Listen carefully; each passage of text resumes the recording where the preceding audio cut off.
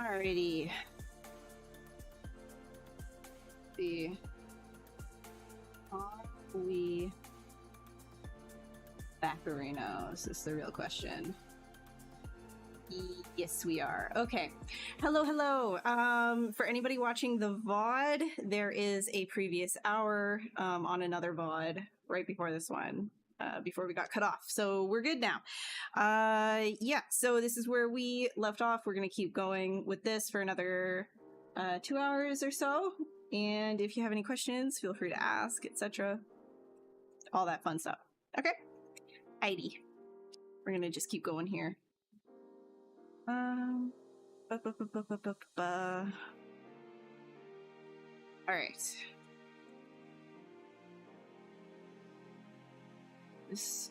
Yes, this is working. Okay. Hey, Flop.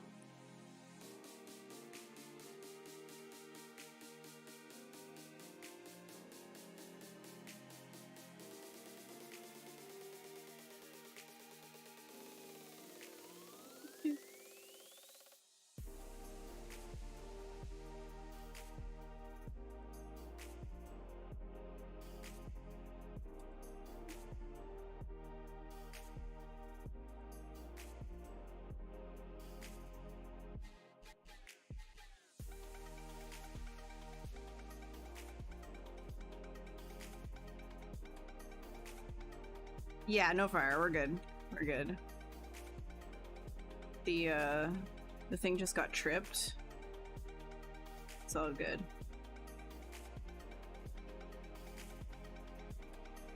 Just had to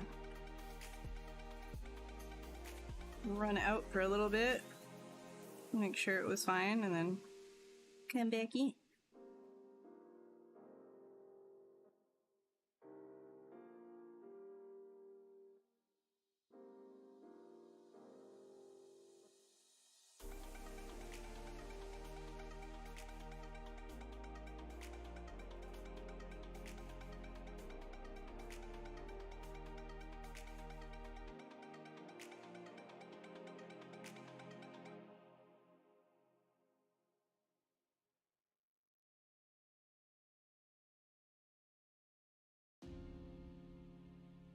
Let's see here. Probably we're gonna pull these arms off.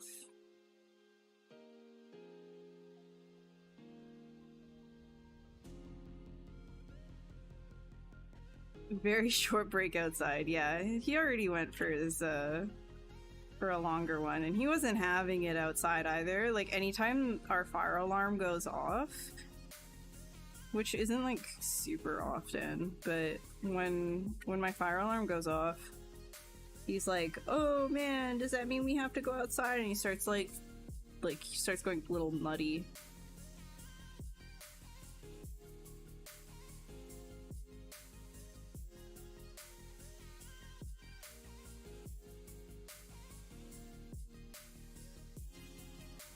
So he was just kind of like barking at everything outside. It was just like not, because I forgot his treats inside. I was just like, all right, let's just go out, right? Otherwise you're gonna be a freak in here, understandably. But we went out and forgot his treats, so I didn't get to do any like counter conditioning or anything with him. So he was just kind of like, you know, hyped up and barking and being rude at everyone and everything, which is never fun.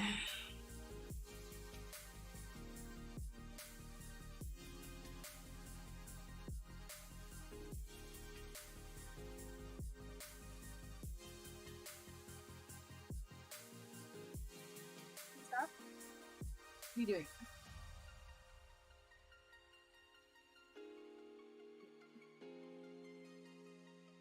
Yeah, I am. Yeah, I am. Do be back. It's always annoying when that happens, though.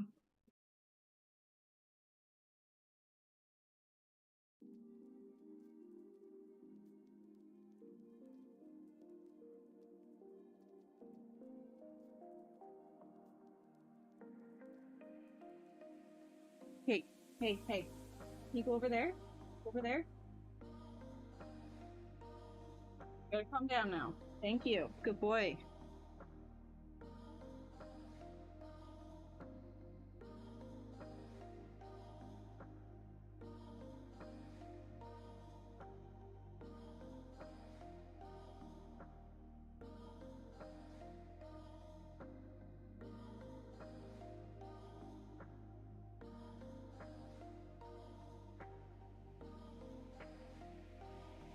Yeah, he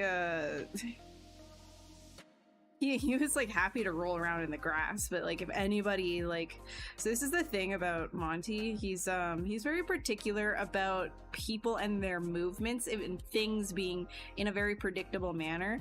I mean, like that's pretty typical, I think, of herding breeds in general, right? Like they're like everything needs to be a certain way. They're very they've got a little bit, they're more prone to anxiety and things like that. So corgis are herding breeds as well. And he's just like a little extra on the anxiety side. So if somebody just stops moving, like, you know, if we're outside and he sees somebody across the street and they're just walking normally, but if they just stop and like start looking at their phone, like out of nowhere, there's nothing, like they just stop and start looking at their phone, or they stop and they're like looking at his direction or something like that, he stops, he looks over at them, and he starts barking at them because he's like, that's the suspect. Move along, citizen. Move along, citizen. What are you doing? Stopping. You must be moving along. Everybody must be moving along. So if anybody just, I don't know, if somebody stops in like their flow, he doesn't like that. And so there's like quite a few random things happening around us at that time. And he was just barking at everything. I was like, ugh. I don't have my treats with me. You're enforcing yourself. Yeah, damn it. Yeah, damn it. I like to say he's like a mall cop.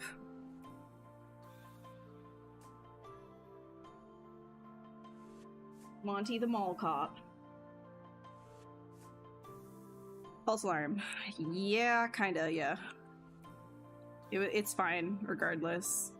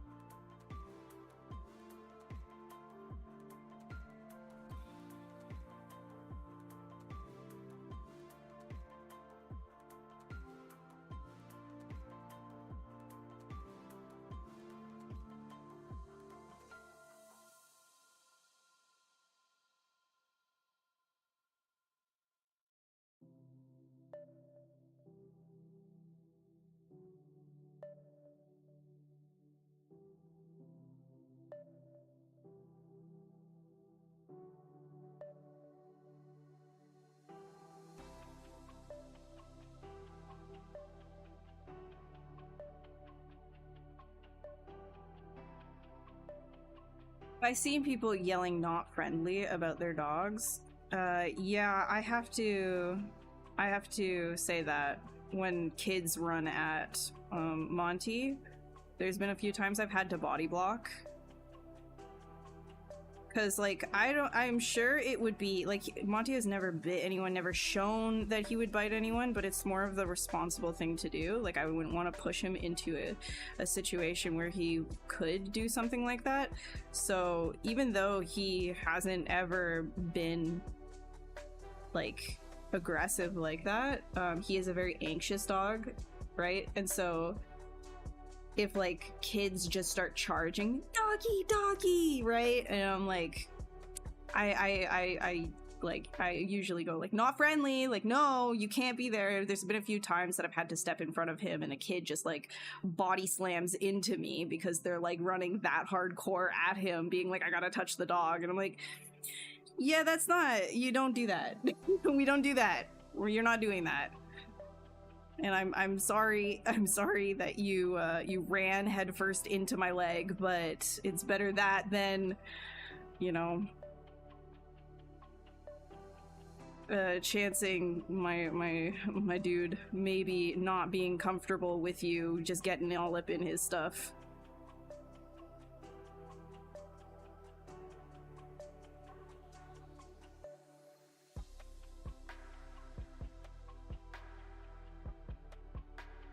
Because sometimes, like, they just don't listen, right? Like, you can say whatever you want, and people just don't listen. There's, like, I mean, kids are kids. It's honestly more just, like, parents needing to tell kids, like, you can't just run up and touch whatever dog you want. But if they don't get that memo, then it's better you body slam into my leg, where you don't get hurt, then we risk something else happening.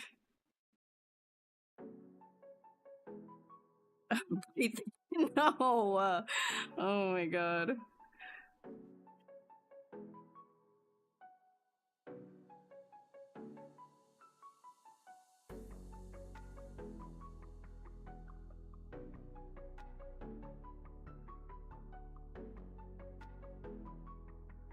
But yeah, like, you know, if somebody's got like an off-leash dog and they're unruly, have no recall on their off-leash dog, like, there's nothing wrong, in my opinion, with having an off-leash dog if your dog has recall, right? And when I say recall, it's like, you call their name, they'll come right back to you, they'll disengage with whatever is making them interested, they'll come right back to you.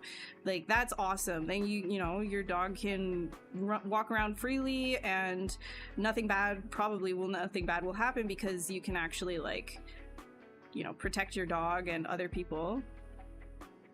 But the thing is, like, a lot of the time off-lead dogs don't have recall, and a lot of the time off-lead dogs, they actually end up looking for trouble, which is interesting. There's been a few instances where off-lead dogs run up to us, and I have to say, like, hey, no, my dog doesn't like confrontation like that, because just like it, you know, people, right? Like, there's a level of rudeness, and dogs have, like, kind of like their own way of talking to each other as well. It's not exactly like people, but there is, like, a level of rudeness, right? Like, if you, like, run up and get into somebody's face and hi, and you don't even know them, like, most of us would be like, okay, step back, right? Whereas some people would take that as a threat and, like, you'd get punched.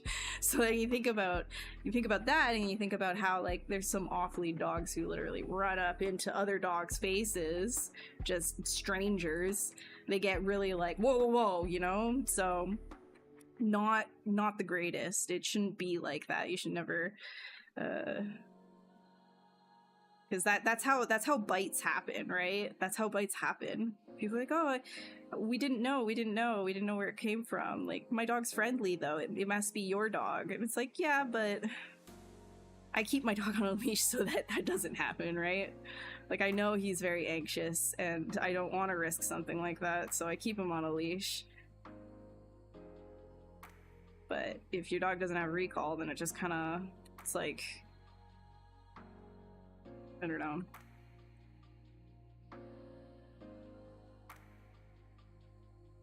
People with dogs understand, though.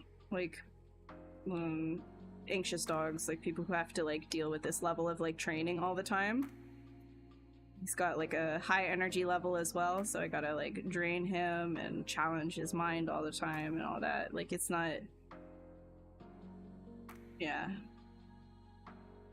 Yeah.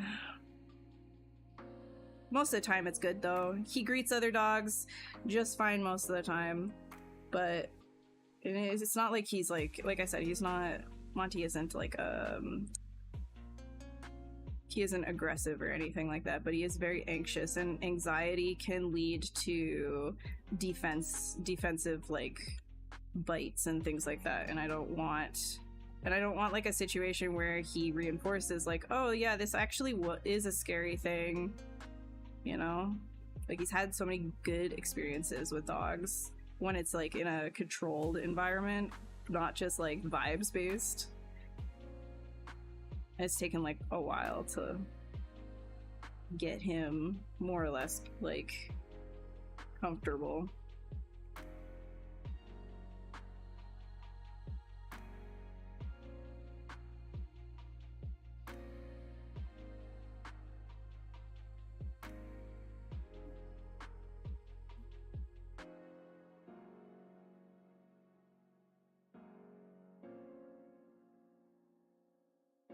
I know, Flop. I'm aware. I am very aware. Monty's got his own big personality.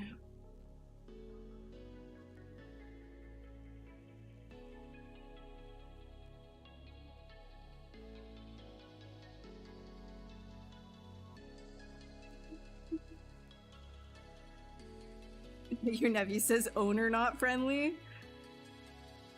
Yeah. No, that's good though. It's good that like I feel like Jasper's in very good hands. Jasper seems like a very well cared for guy.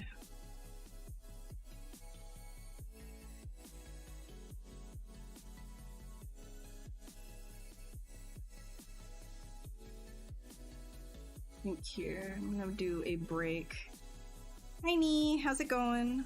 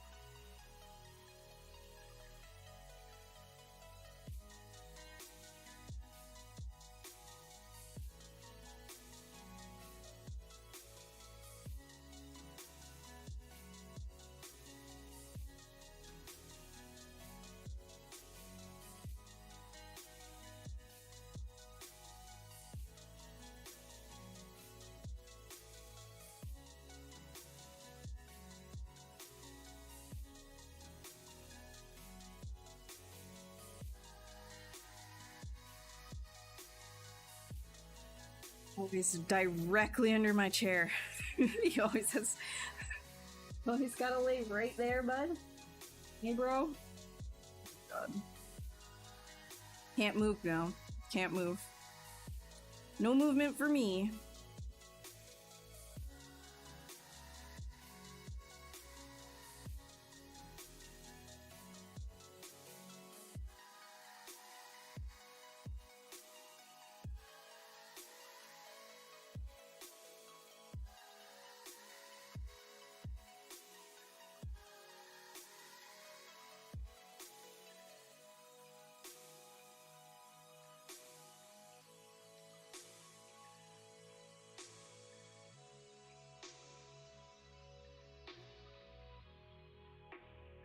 Plan to have a life, forget about it. Yeah, if it were up to Monty, he would have me petting him most hours out of the day, and then the other hours that he's awake, he would be like, okay, now tug with me on this rope. I don't care about you throwing things for me, just tug. I just want to tug. It's like his favorite thing. Playing tug.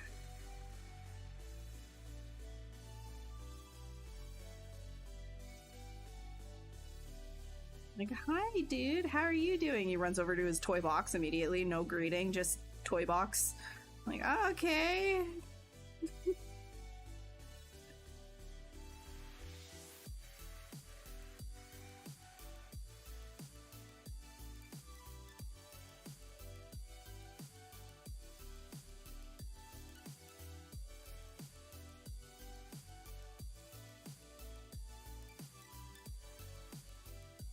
Oh, AI is a vibe ruiner, I'm not gonna lie. I am not gonna lie, that is super vibe ruining. I mean, I'm not at liberty to discuss, like, that. I know that some, like, pre-vid stuff, probably, like, without... I don't know. I don't really. It depends on the studio. It depends on the you know, the people in charge of things. But yeah, AI just in general is just like a very much of a vibe ruiner. So I think if you want to like ask maybe some of the other artists here, I have not been. I mean, you know what? If you want like some good VFX info, the guys who run Flip Normals are on top of that. Kong balls?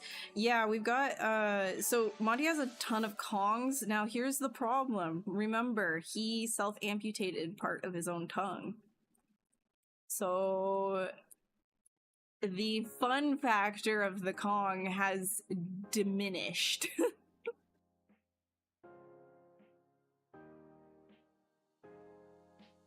Now it's like, you know what I do with him though is, you know, like those little like those eggs like for Easter, like the kid, like where you hide eggs for kids.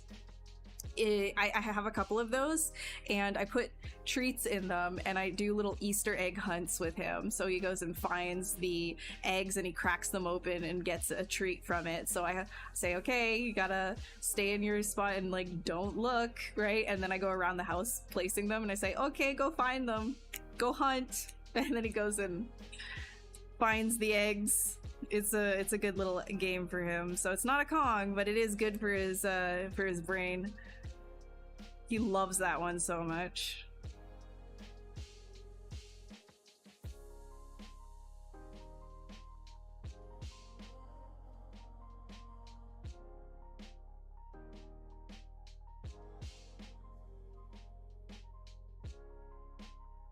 Yeah, and it's super easy to train too. You should try it with Jasper.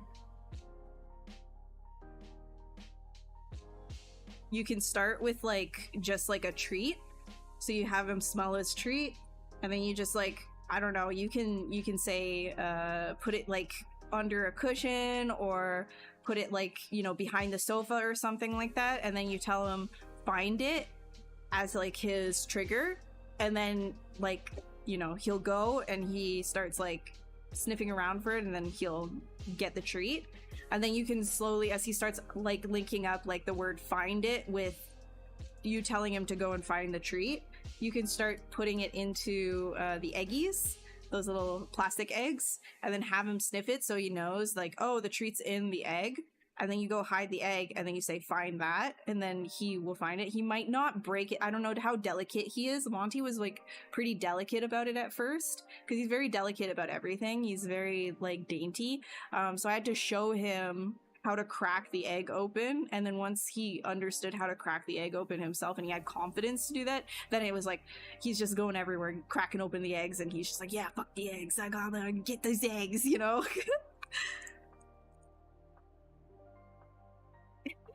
Yeah, he's gotta work outside of Easter.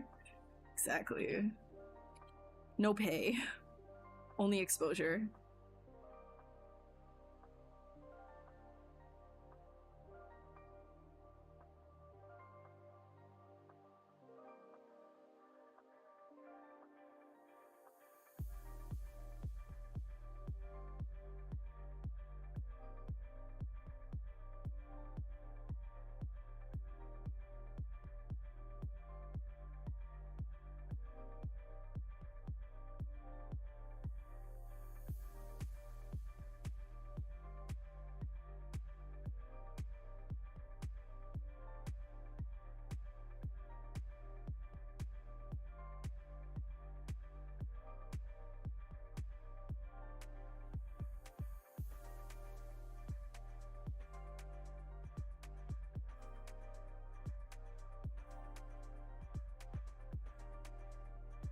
He runs at you, turns sideways, and body checks you. Okay, Monty does that too, but I mean, like, with his mouth, he's very delicate.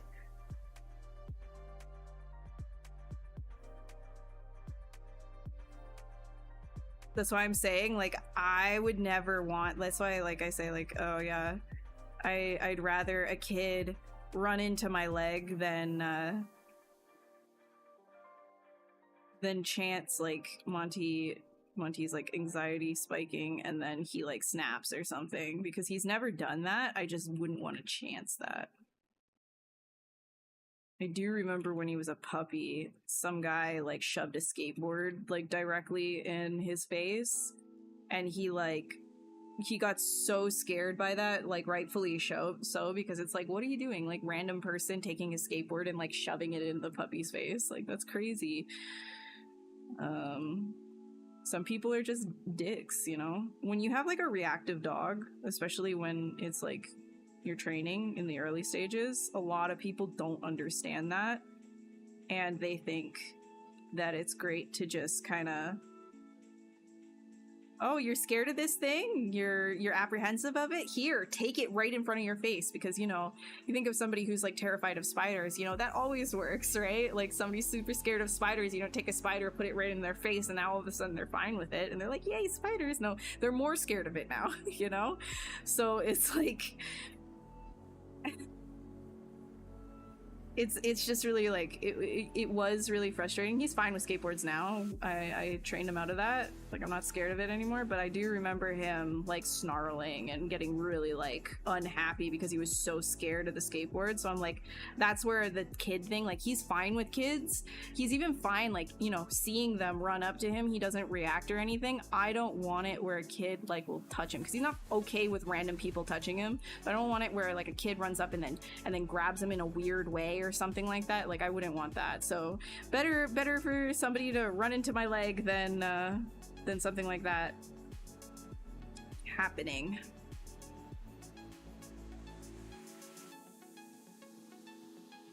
Monty handles fire alarms fine. He actually gets like more excited about them because he's just like, oh my god, I'm going outside. We're going on an adventure again. And it's just like how many adventures he's had already today. But he's just like, again.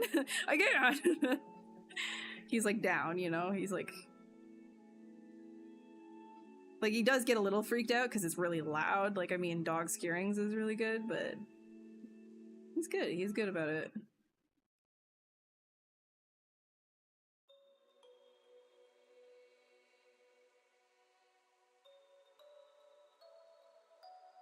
Same with Thunder. Like, since he was a puppy, I've trained him with like thunderstorms. We even like sometimes go for jaunts. I'm using the word jaunt right now. In light thunderstorms and stuff. And he likes them. He's grown to really like the sound of thunder. He gets excited. He's like, oh my gosh, it's treat time, it's outside time. Fireworks, he huffs a little bit at the fireworks. He goes, like, if he hears fireworks, but he doesn't like cower in fear, you know? And I think that is like, we've taken him like really far with that. People coming into our house though, that's like another story. he's still not good with that. He's like, he's just not good with strangers, and we've been trying, but he's anxiety boy.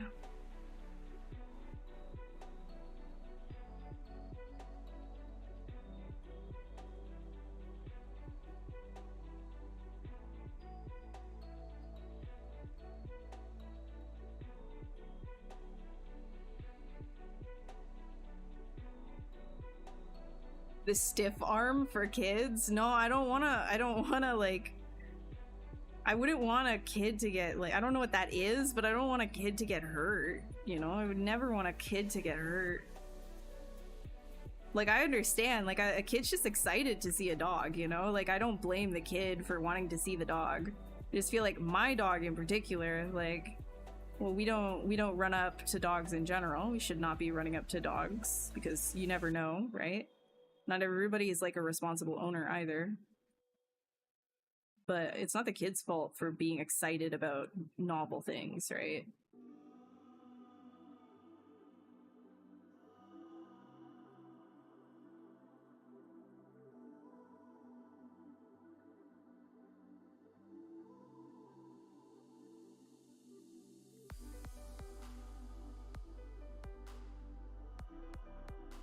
And I've only ever had to do that, like, maybe twice anyways.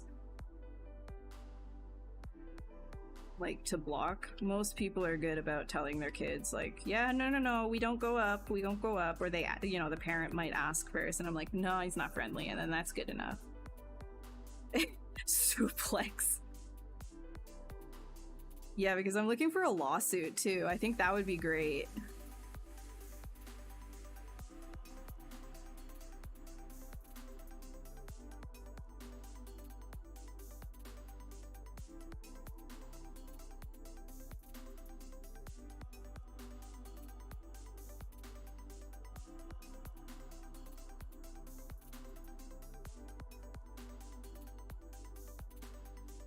You have a question? Please ask it. I will do my best to answer.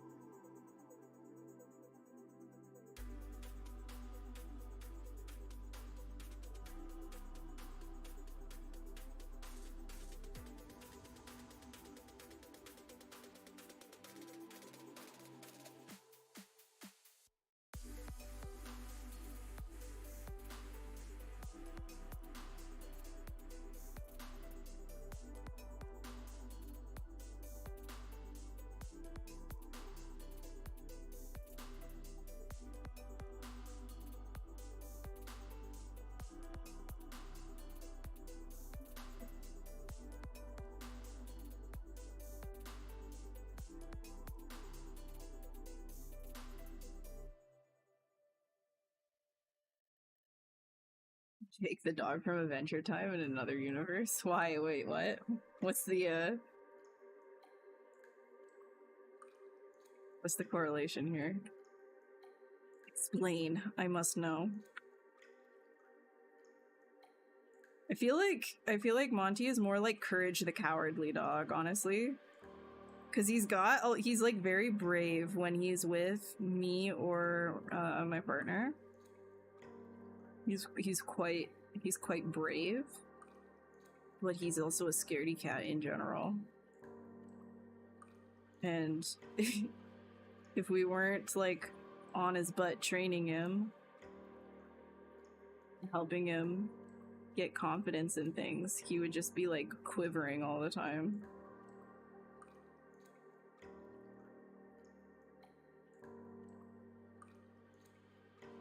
It's hard to retop this kind of models. This kind of thing, like, yeah, you'd have to simplify some stuff if you wanted this to... It depends also, like, what you're trying to use it for.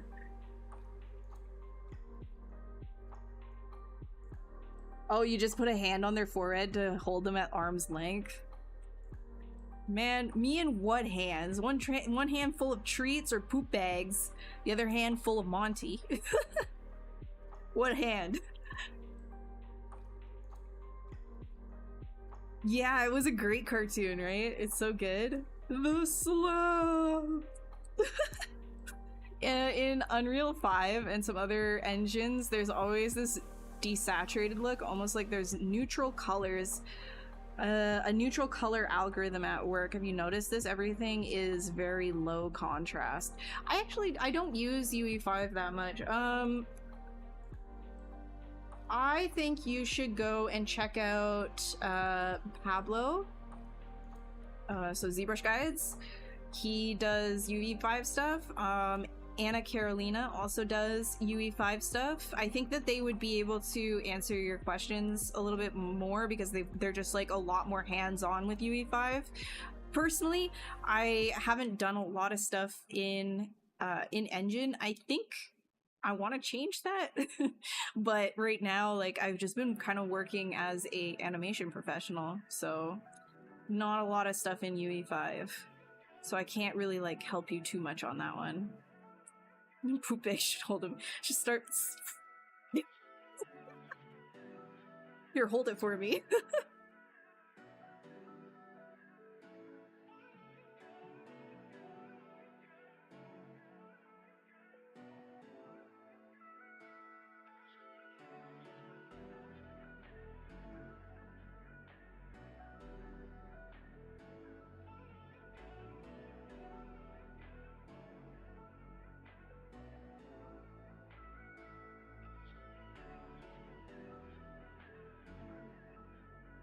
I always joke, though, like, cause Monty, he's just like a very unique looking corgi, right? With his like white head. So anytime I'm out, at least one person is talking about it or approaching me about it. He makes things very approachable, just because of the way that he looks. He's very interesting. But the thing is, like, a lot of the time I have to avoid stuff or like cut things short, and I'm just like, dang, if you were any more social of a dog, I would have infinite friends. Infinite friends.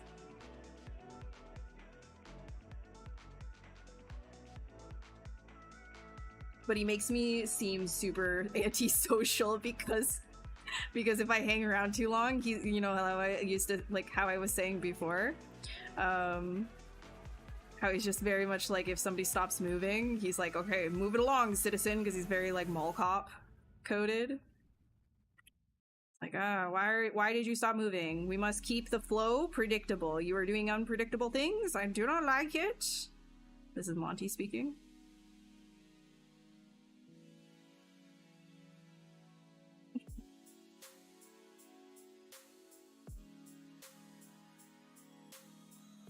And so I'm like, oh yeah, you know, I could talk for maybe a minute, and then if I go any longer than that, his anxiety is going to start spiking because I'm not paying attention to him and helping him decondition, so I gotta move it along. Or, oh, I don't have treats with me, I can't help decondition him. Oh, I didn't have his toy with me at this time.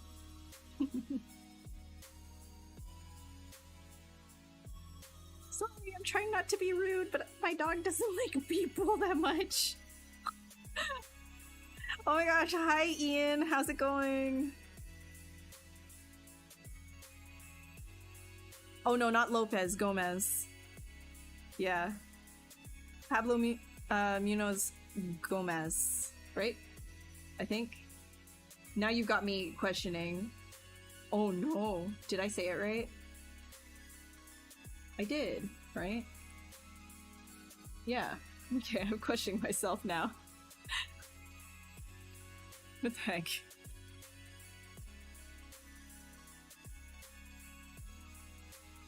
Also, if you don't know Ian also has a lot of knowledge to share, so definitely go and follow him or just follow this channel. He's a ZBrush, what would you call yourself? Like, guide. Guru. Somebody who knows very much about ZBrush and teaches a lot of ZBrush. Literally works for Maxon. And he's awesome too. He's funny and cool and all of the things. So yeah, check him out if you want more ZBrush goodness.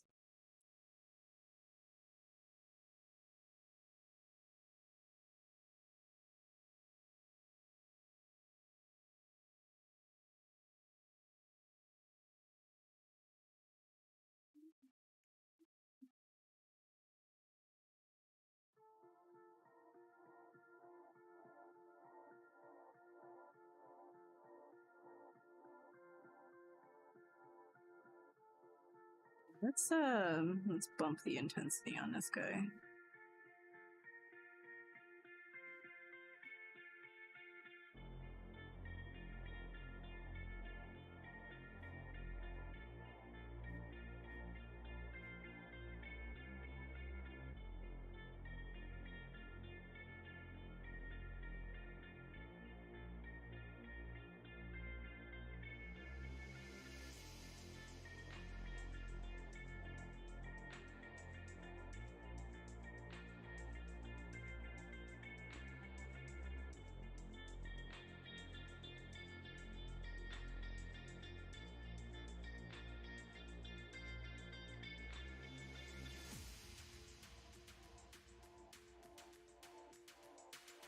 Senior ZBrush trainer.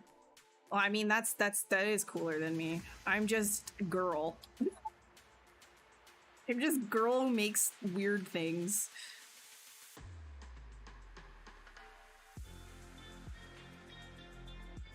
That's my title, by the way. Official work title. Girl who makes weird things.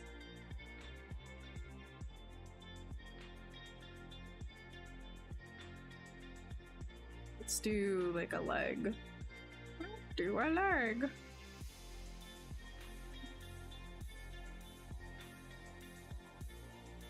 You missed it, Ian. A fire alarm went off and I had to cut stream. Now I'm back though.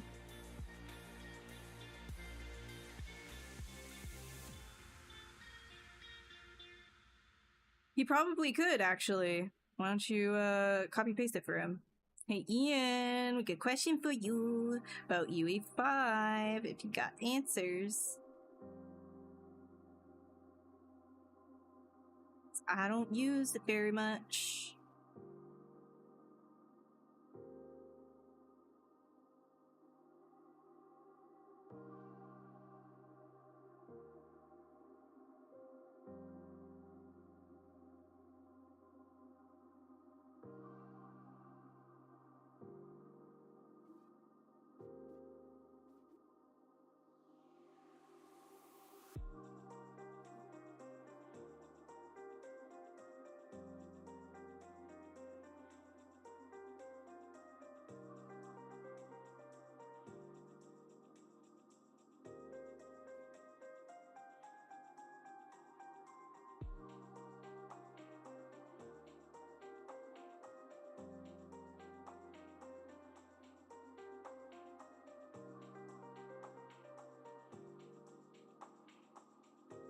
That's cool to put on a business card in the front.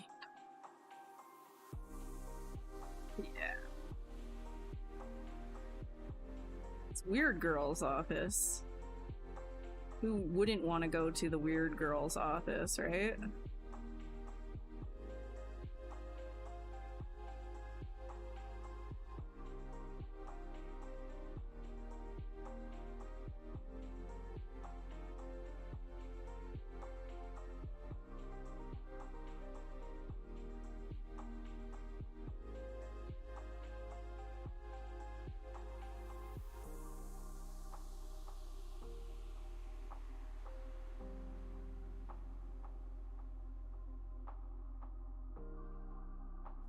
Treat this leg kind of looking like a scapula, I'm not gonna lie.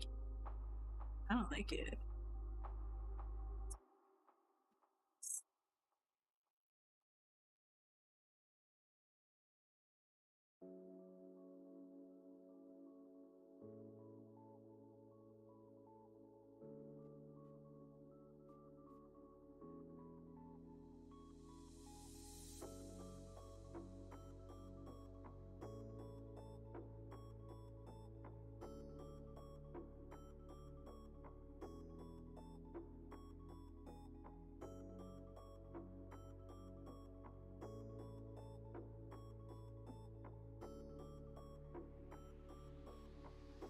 Copenhagen.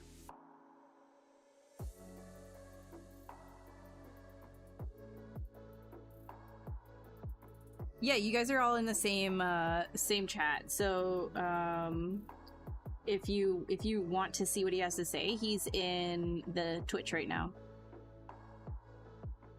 No, wait, no, he's not. He's literally in YouTube as well.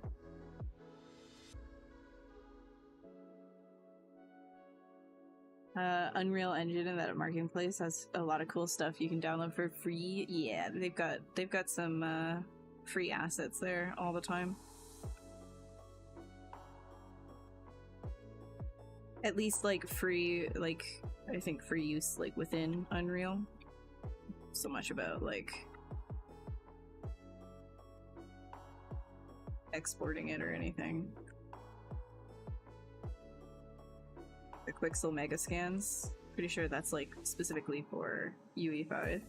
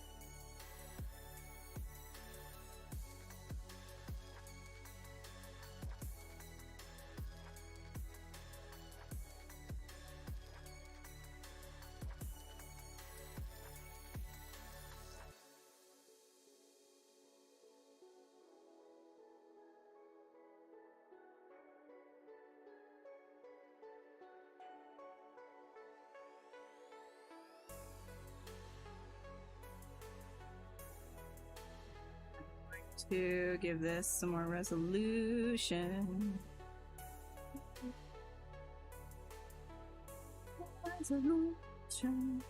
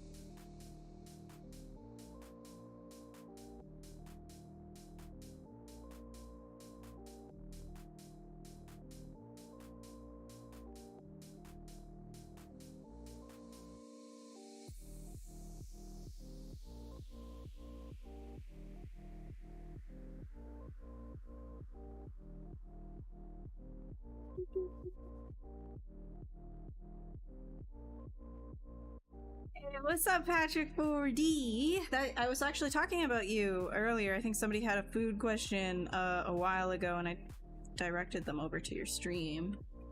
So if y'all want to know, Patrick makes a lot of really good food 3D, both ZBrush and Cinema 4D renders.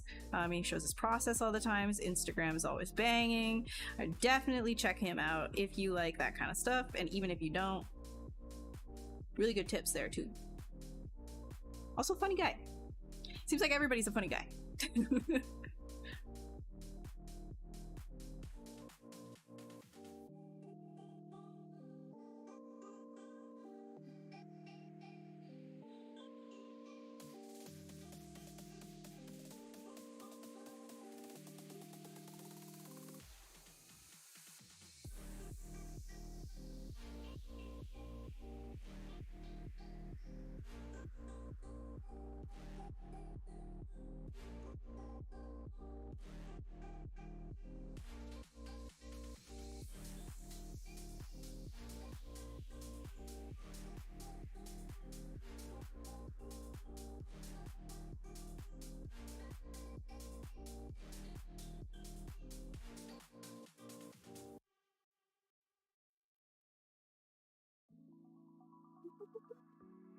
Yeah.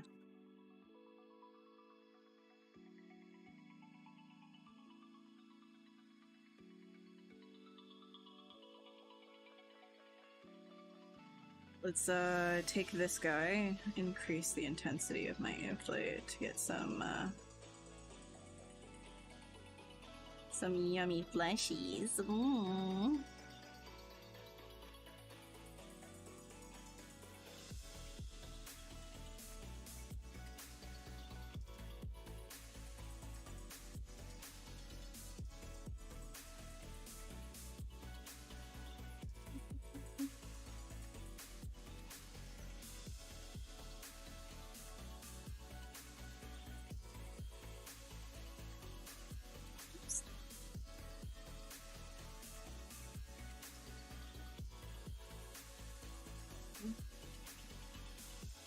When I went off stream the YouTube reset chat, yeah, probably.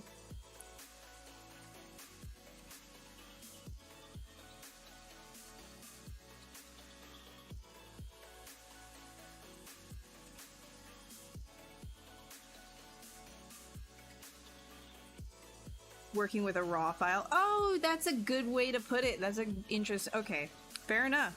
See? I am learning as well. So you gotta put your... Yeah, okay. Understood. Understood. You understood.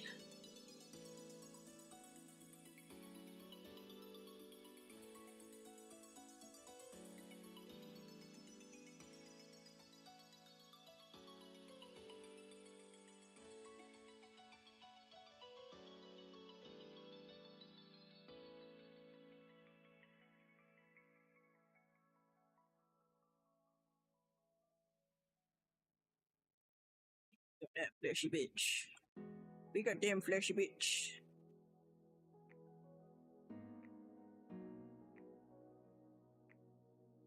Them.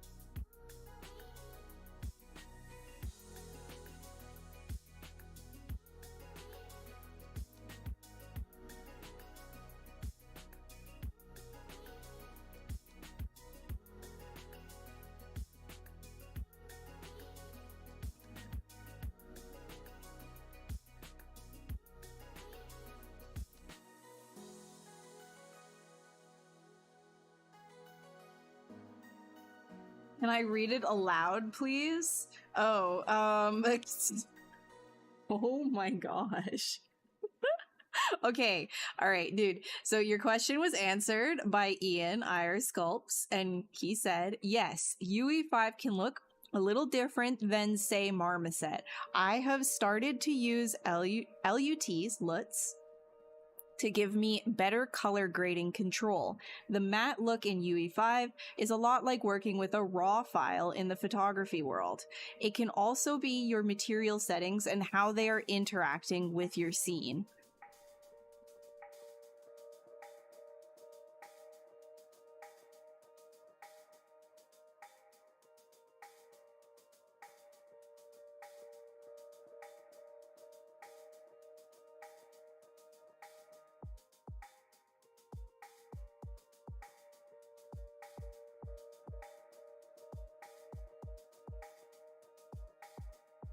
You guys, it feels like you guys are trying to like talk on like different planets or something. Like, what's going on?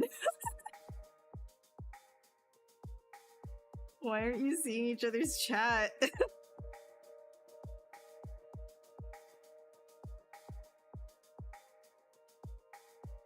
I don't know what's going on. What the heck? It's so funny.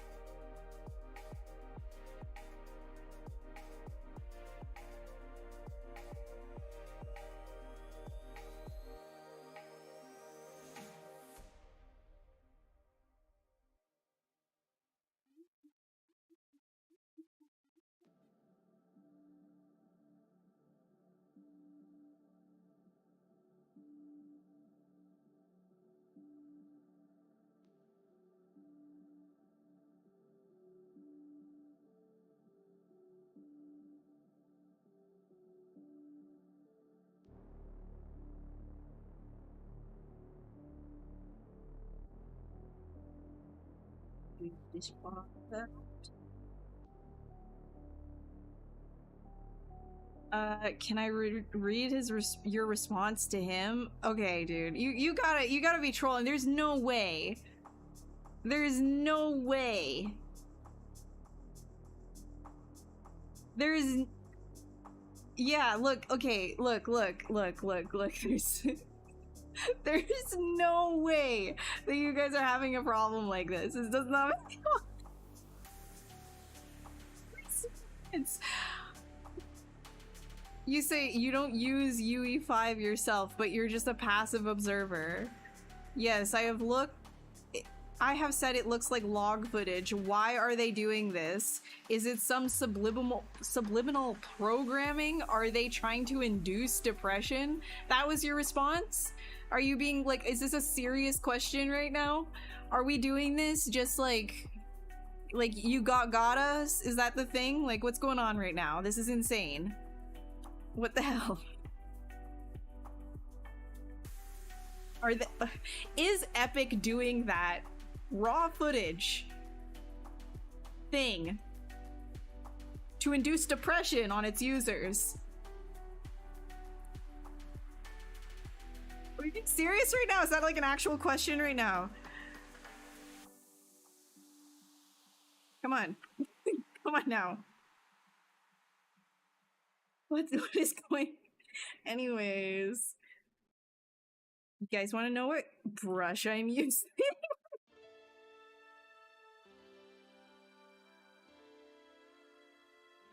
It does the opposite of induced depression. It gives serotonin, actually. It is called the /2 brush, and you can find the /2 brush and get your serotonin boosted as well by going into the lightbox, going to brush, going over to the / folder, and /2 is right in here. Have fun with that one. It's a lot of fun.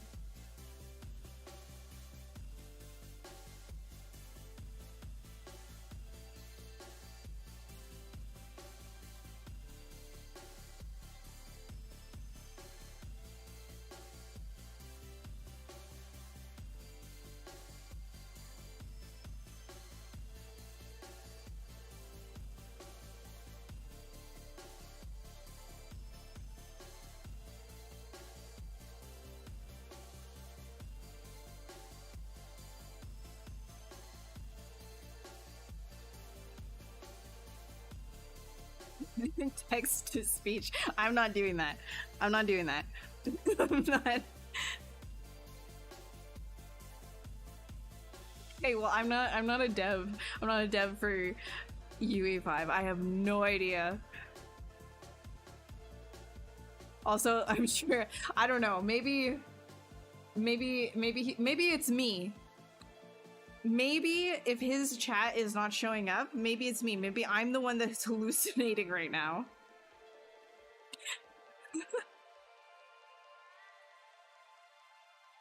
Hi, Jimbits. How's it going? Yeah, /2 is great. /2 rules. You know what else rules? The Geo Soft Forms brush. It rules. It rules. And you can get that for free from ZBrushGuides.com. I swear, at this point, like, I'm like free advertising for Pablo. I've just been like jacking him up for years. So worth. He's such a good artist. He's got all the goods, man.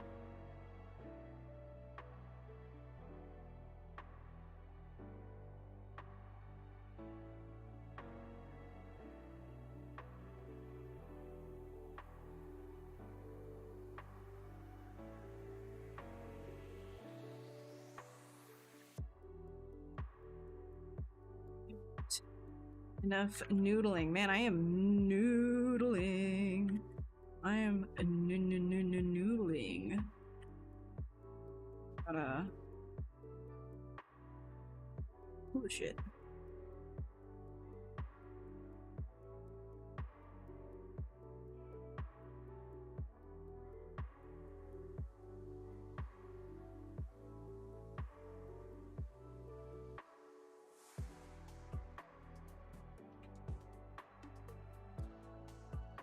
Where was I putting this guy? Here.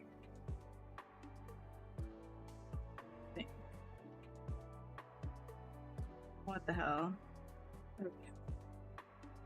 It's right there.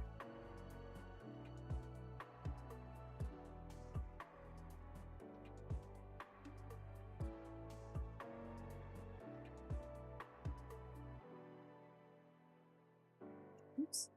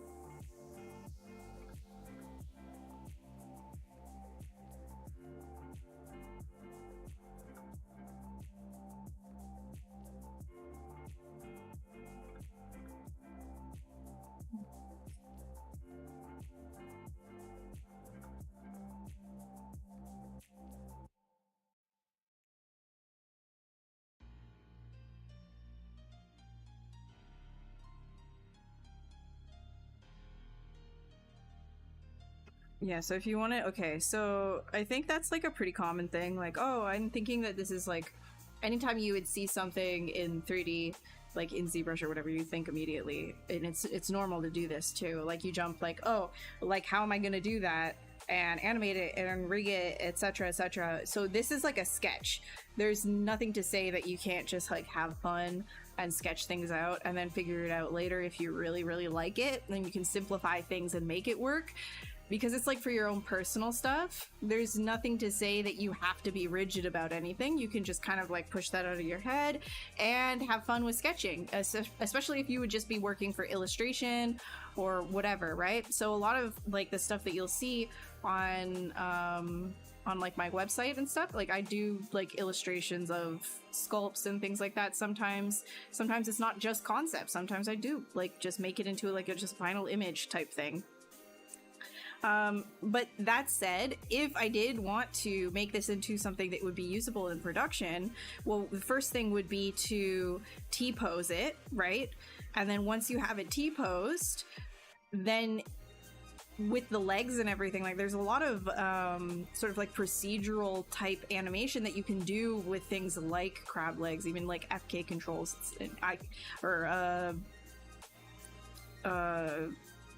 Oh my gosh, I'm blanking right now. Chain bones, right? What's it called again? You could do lots of stuff like that with it as well.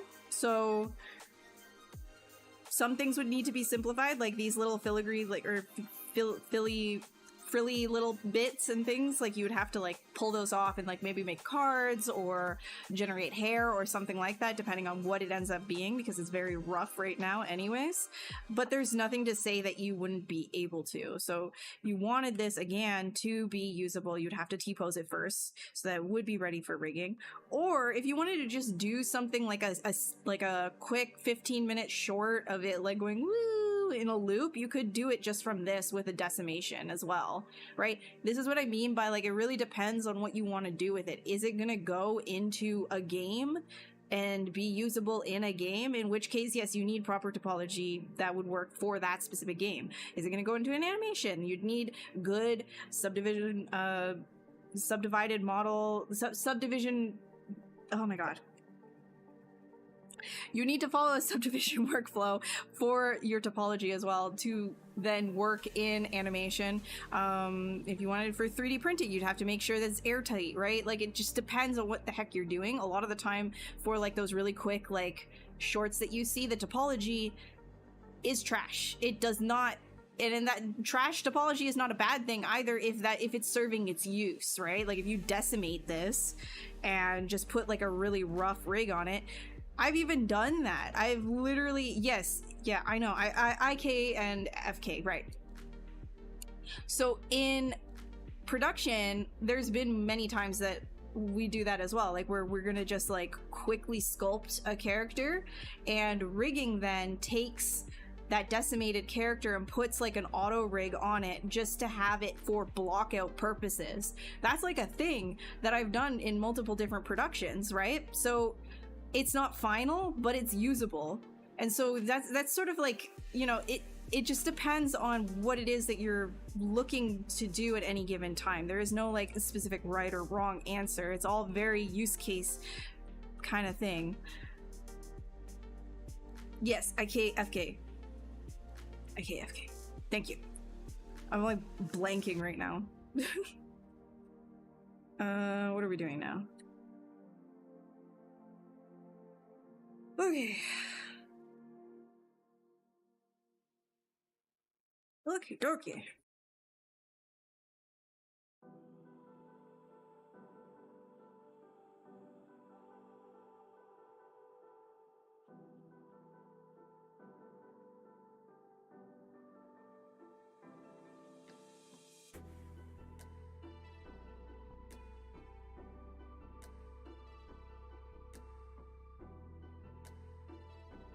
Yeah, alien jellyfish crab. Yeah.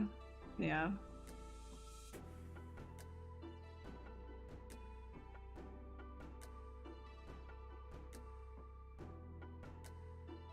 it's kind of the vibe.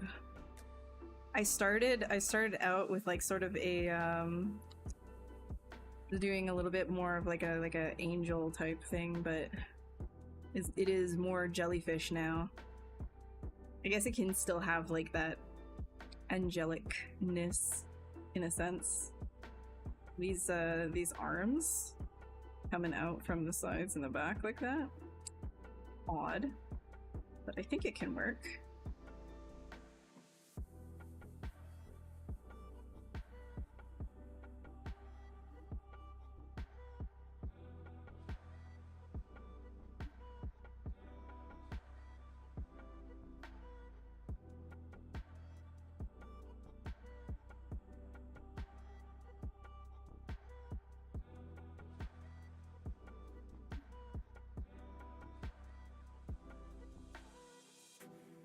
It always is. It always is just like it starts out.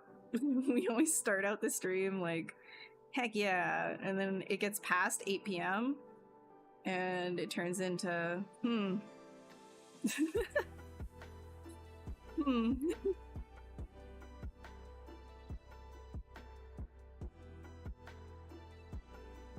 Very thoughtful. We're just doing lots of thinking right now, you know?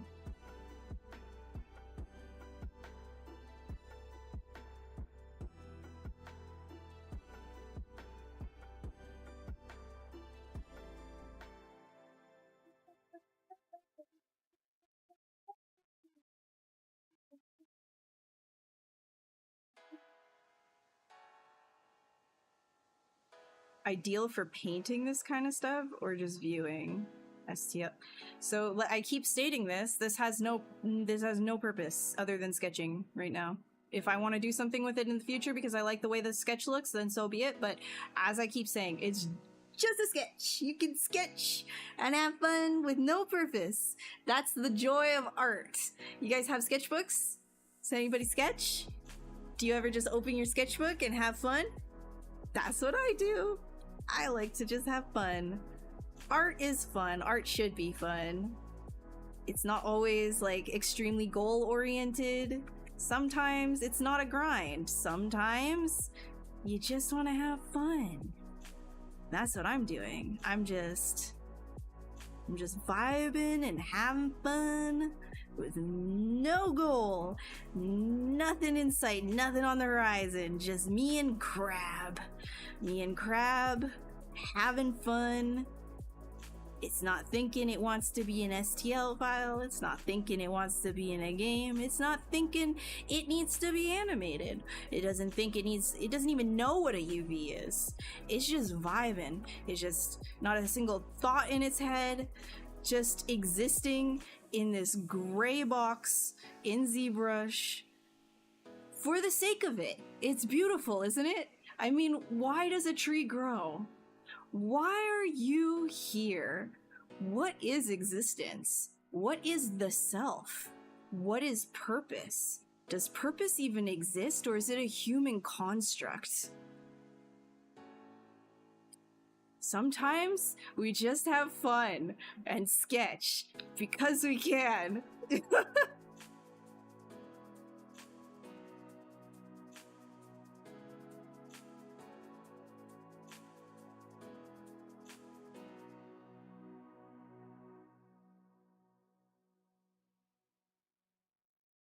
Oddly satisfying just to watch this shape and mold into something unique. Exactly. You just like pull and push things around and you're like, oh my gosh, serotonin and dopamine enters my brain once again.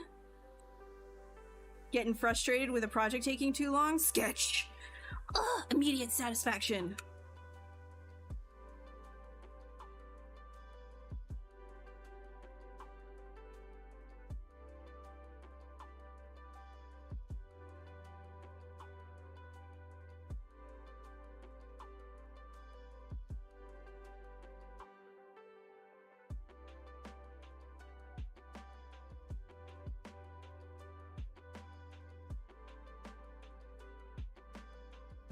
I'm gonna lose it.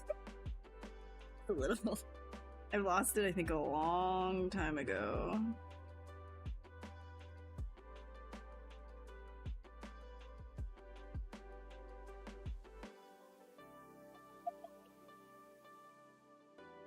ZBrush or Blender, Roblem says. Lightwave. Yeah, you get on that Lightwave grind, dude.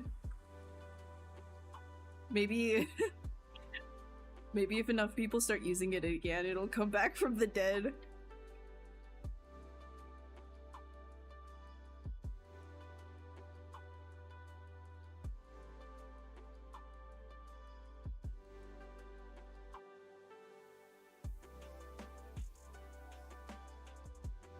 In all seriousness though, asking if one tool is better than the other misses, like, or one package is better than like another tool is missing the point. It all depends on your workflow, it depends on the individual. You know, one person might say Linux is the best thing ever, and I'll be here being like, well, no, it isn't, because you can't even run ZBrush on Linux, so I don't think Linux is the best, you know? And one person might say apples are actually the best fruit, and then another person will be like, no, actually I'm allergic to apples, so that doesn't work. And somebody, you know, a painter will come in and be like, well, oils are the best, and then an acrylic painter will be like, yeah, but I use acrylics just fine and I love it so much, like I think acrylics drying faster is better, you know? So it's just kind of like, it depends on the artist. So asking if one is better than the other, what's the use case? You know, I'm not animating in ZBrush, so clearly Blender is better for animating. I'm being so, okay, I gotta chill. Oh my god.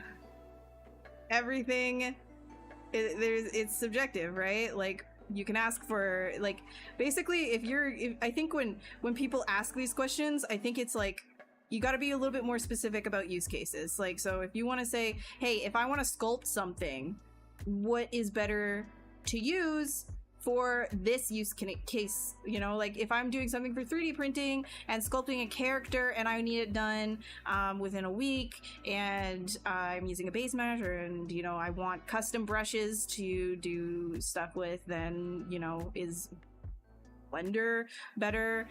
Is Mudbox better? Is ZBrush better? Right? And then you can start like comparing, like, what do you need to do? How do you want to do it? So Blender is a 3D suite. So there's like everything in there, and it's a general like software so that you can just kind of like do everything. ZBrush is a specialized software. It's a tool used for sculpture and modeling support, basically. So you're not going to be doing like animation. I mean, people like do these sort of like artsy stop motion animation type things in ZBrush by doing like sculpt, next thing, like kind of like frame by frame, which is really, really cool. But that's not making like a production movie, right? Like you need to retopologize your stuff and put it. So a lot of the time what ends up happening is you know, for a production that I even worked on, Next Gen, this was a while ago, we used ZBrush, and then we took the ZBrush sculpts, retopologized them, and brought them into Blender. So we used both of them at the same time. So really saying which one's better just that just doesn't make any sense, right?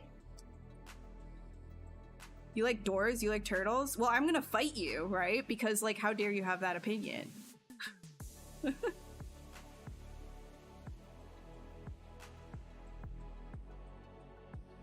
Yeah, I know. I said apples are the best, so clearly I hate bananas.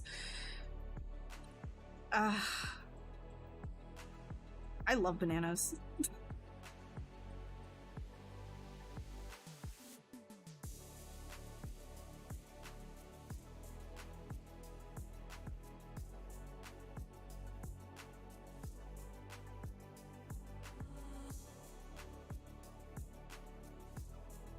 Sorry, guys. I know the way that I've been answering questions today is a little, like, short.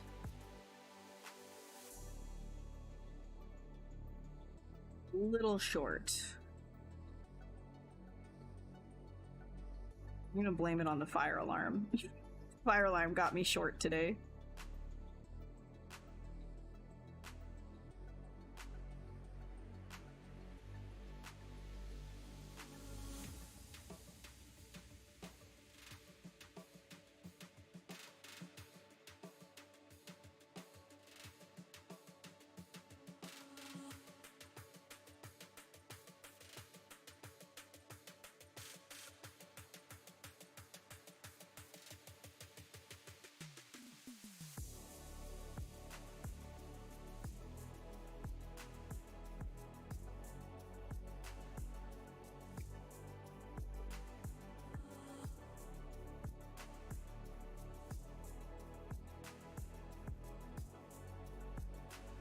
You'll probably win.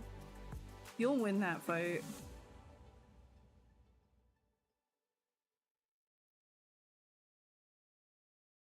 I'm still weak and noodle armed. I can't fight anyone. There's like mad chihuahua. Mad chihuahua energy.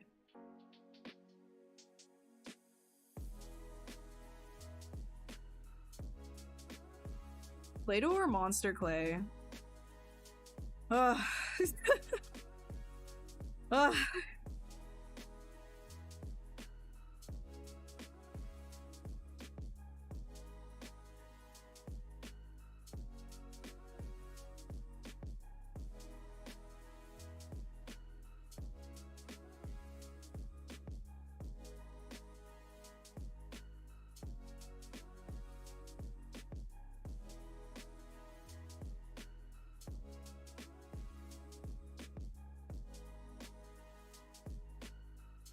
What, like I just like dangle food in front of your face?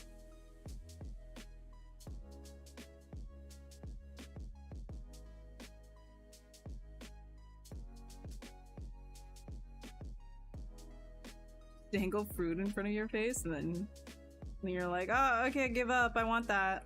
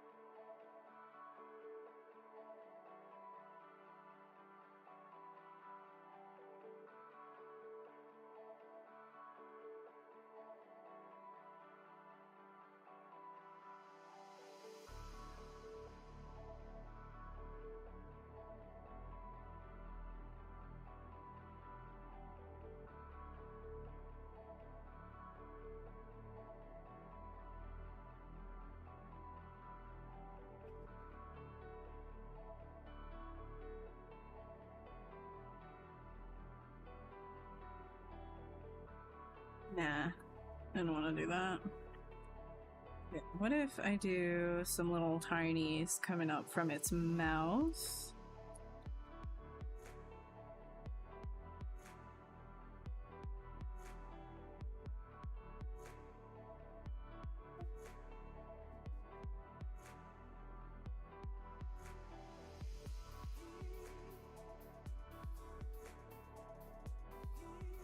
To have like right here, I think. I need something like that.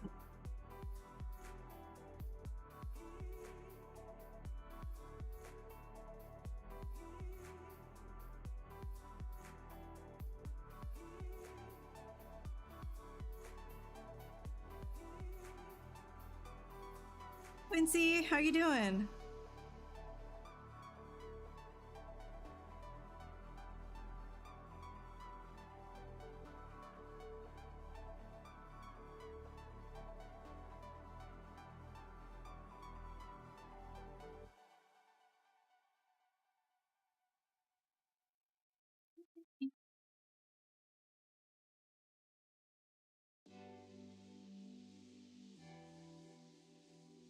Like, now that we're talking about food, I've got the hungies. The grumblies.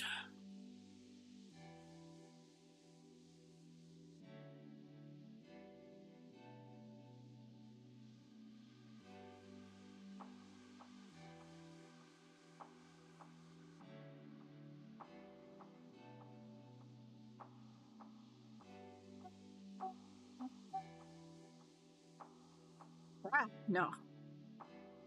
No. Crab is friend.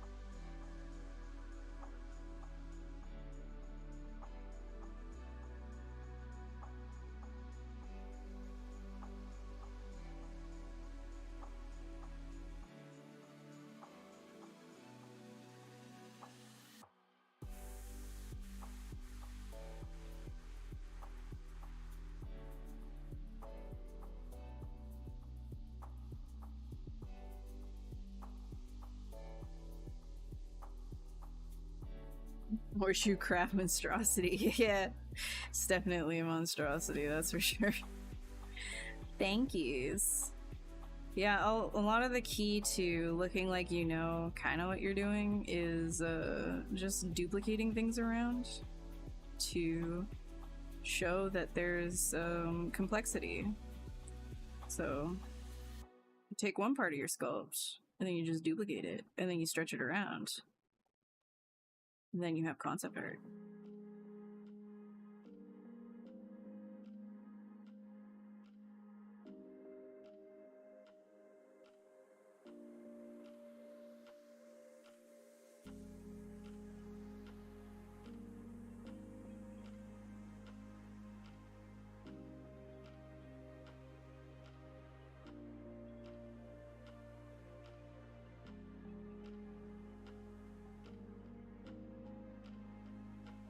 Our sweet angel the crab.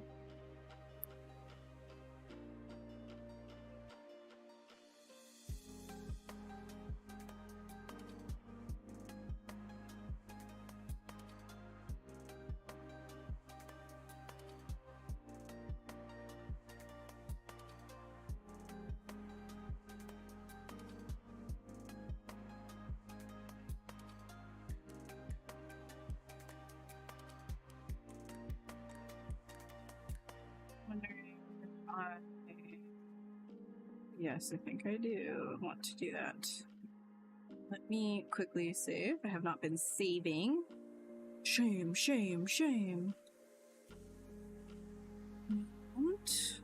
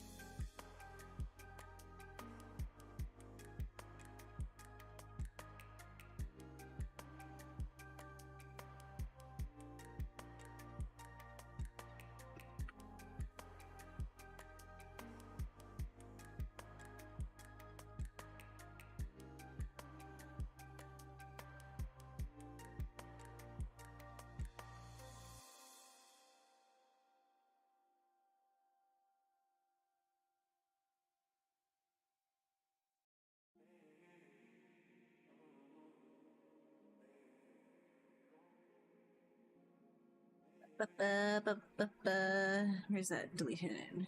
There you go.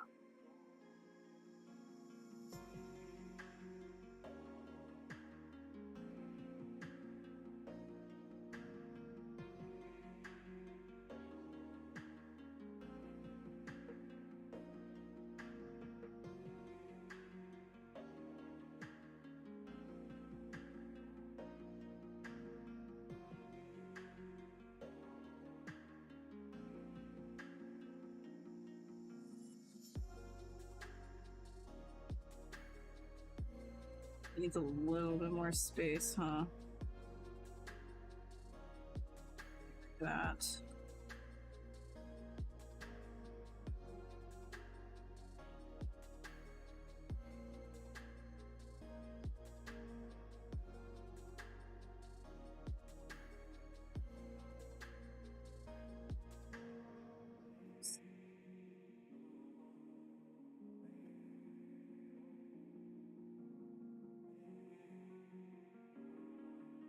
Grabbies. Little chopsticks. Yeah, yeah. He's got little chopsticks. He's gotta feed himself. Let me see. I need, okay, now is where I'm gonna start looking up reference. Let's look at crabs. Crabbing.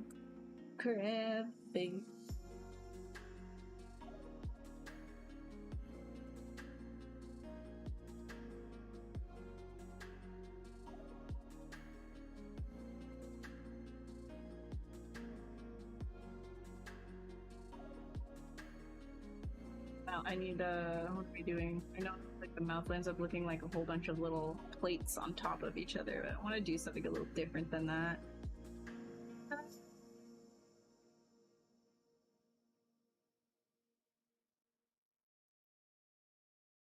It really is very much like... Yeah. Yeah.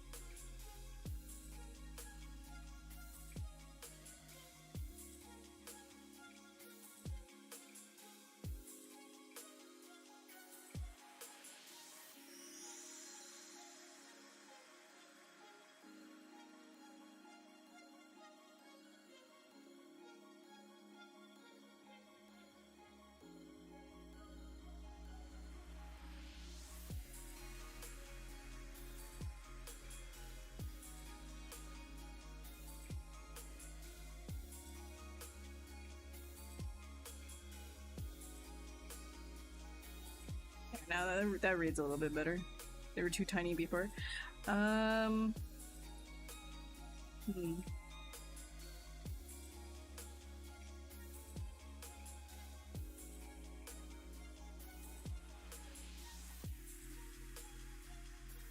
Crab mouths are so weird. Very odd. Very odd.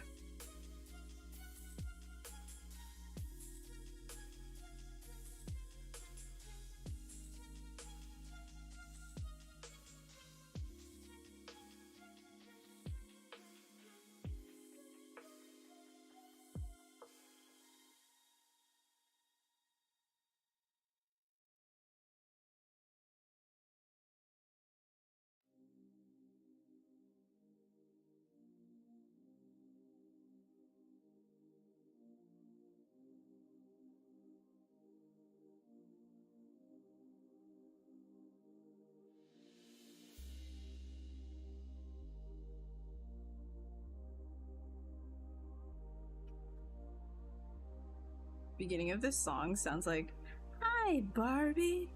Hi, Ken. Wanna go for a ride? Sure, Ken. Hop in."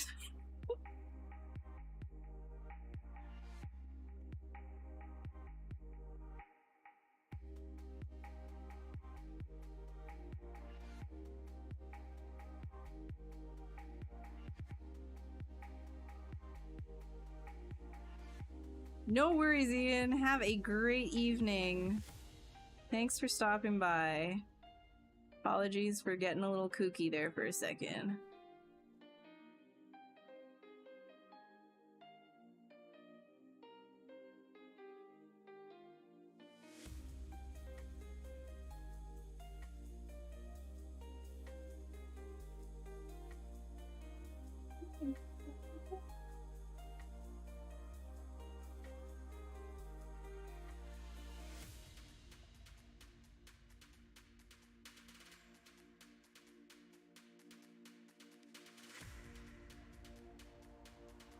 Yeah, there's starting off with like crazy meshes is totally fine for sketching. Like there's nothing wrong with it. The only time that it gets like problematic is if you're in production. and you have to hand it off to somebody.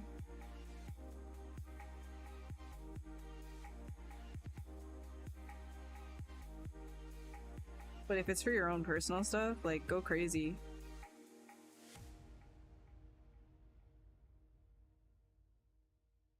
Go crazy, let your heart sculpt wild.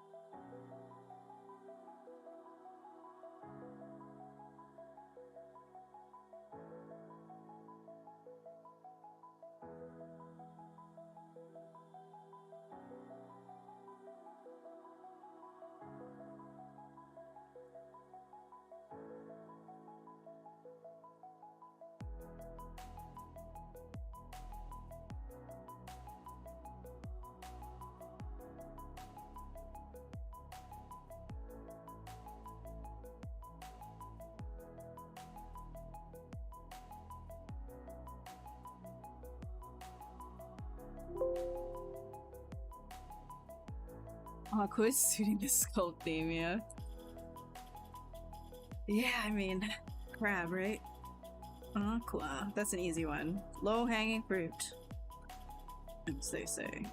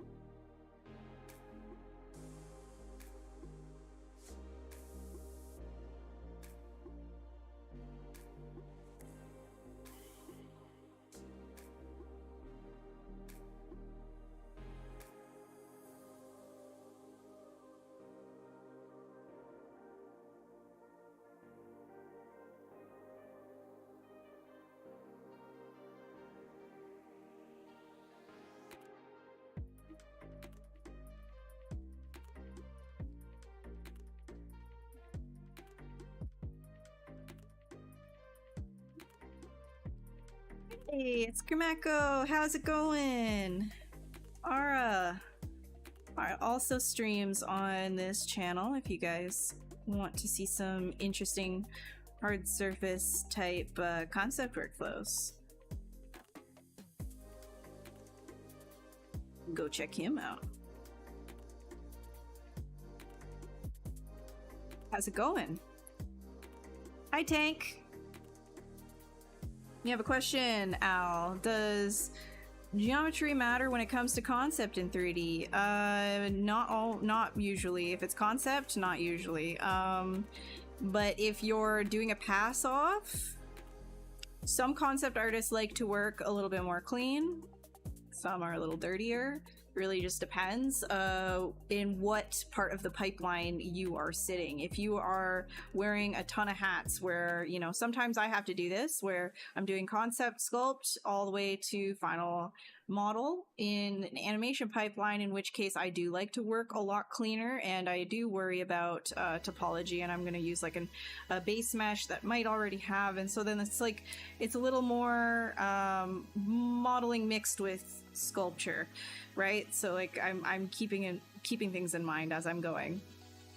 But if it's for myself, if it's for illustration, if it's for just like ideating, like fast ideations, just to get a whole bunch of stuff out there, then topology usually just like whatever, it does not matter. Especially if you're like in early production, it just really doesn't matter a lot of the time.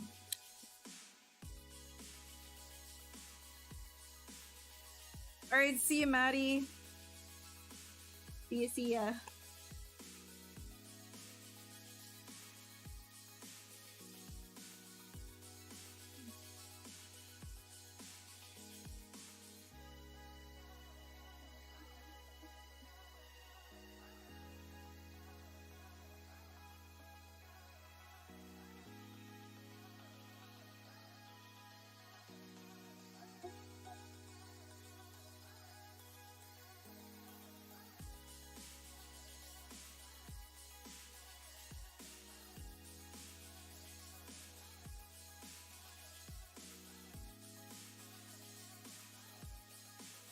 Did I stream cut off after 2? I had a fire alarm. I had a fire alarm. I had to run out. All fine though. Obviously, I'm here. We good.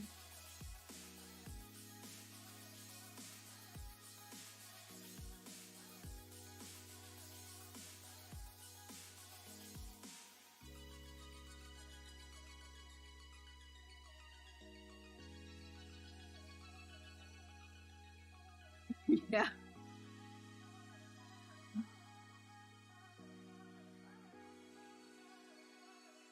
Inside here, I kind of want to make like a more little like grabbies. This is the mouth area. Now maybe I'll just like do like kind of like egg sacs. Eggs. An egg sac. Who wants an egg sac?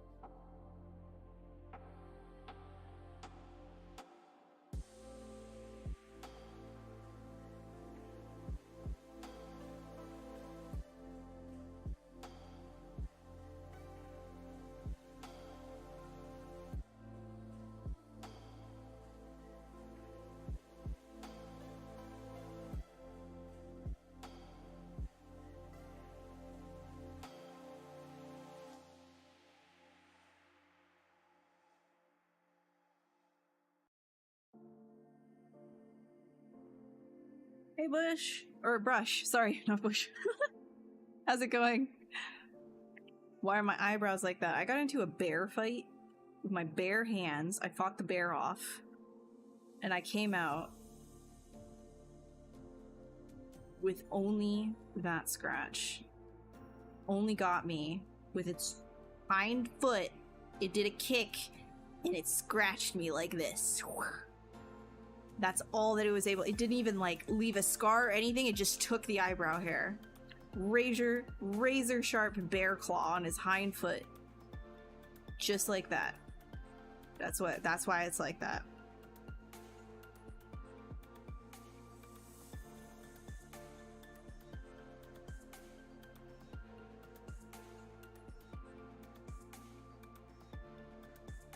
Yeah, it was a polar bear, by the way. Polar bear. It came down here because, you know, Arctic's getting warmer and stuff. So it came down here looking for food. And I fought it with my bare hands. My bare hands. That bear didn't stand a chance.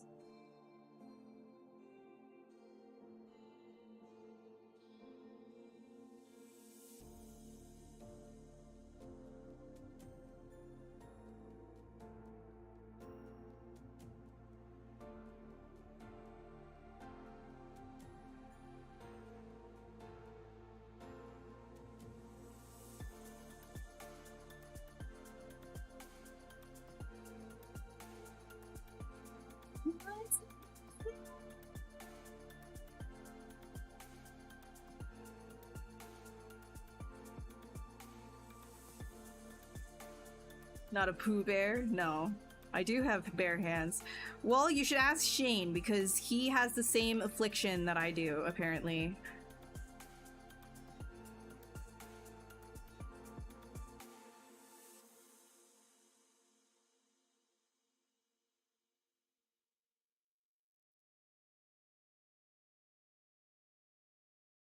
This in here.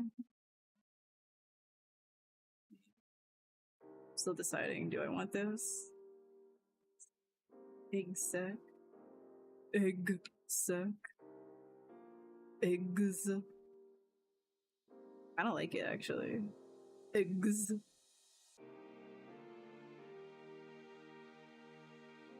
Thanks, WD. It's all an illusion. There are far more talented people, even that show up in chat. You should see the people that I called out earlier. Very talented people. What's the process to get an invite to Sculpt on here? I think you can email them.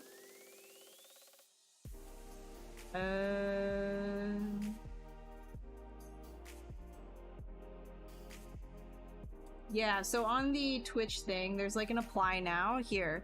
If you scroll down into the info section on the Twitch stream, go down to About Us, you'll see an apply now. I guess like try submitting like an application.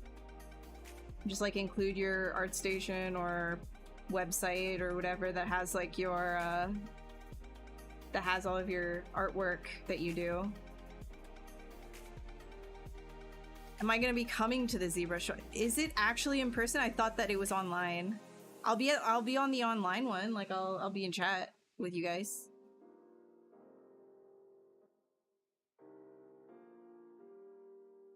I'm always around online on the ZBrush Summit.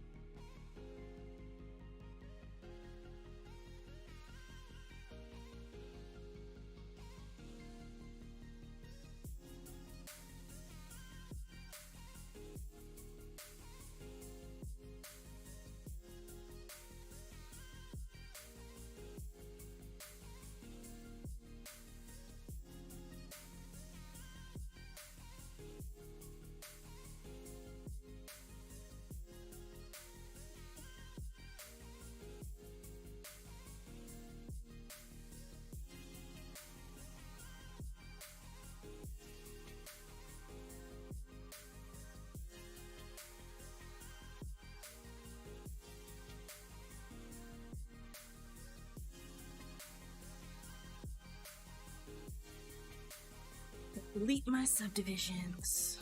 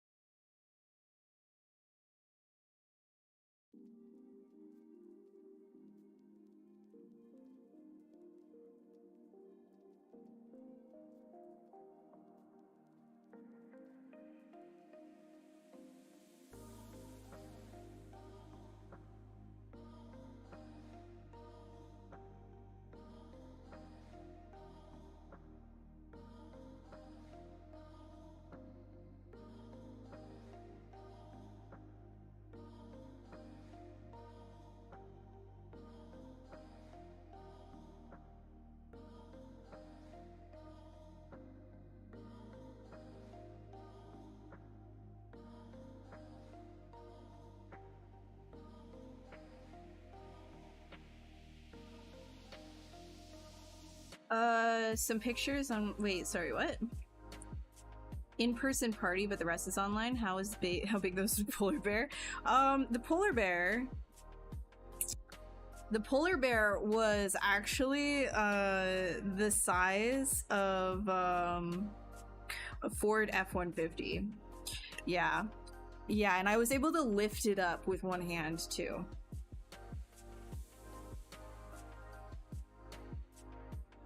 It was actually bigger than the Ford F-150 because it kind of crushed a Ford F-150 when I was fighting it.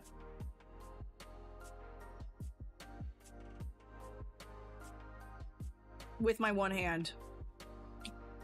Like, I literally, like, picked it up and I, like, chucked it back to the Arctic. I was like, I sent it with, like, I packed it a little lunch because I know it came down here because it was hungry. So then I chucked it back. I chucked it all the way back to the Arctic with one hand. That's when its back leg, you know, it just like kind of like, because I wasn't careful enough, and then, you know, and then my eyebrow got like this. I hope it landed safe. I'm sure it did. It's like snow or whatever. Soften its landing.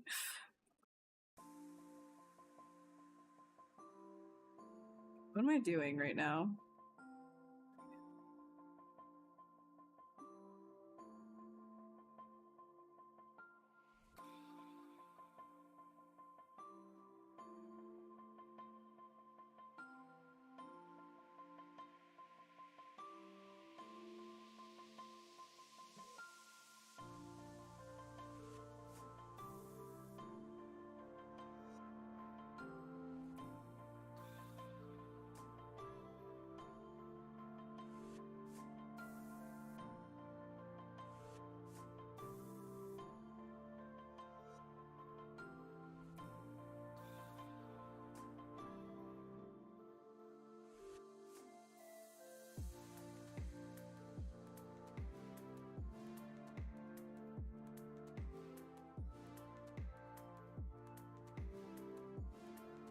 To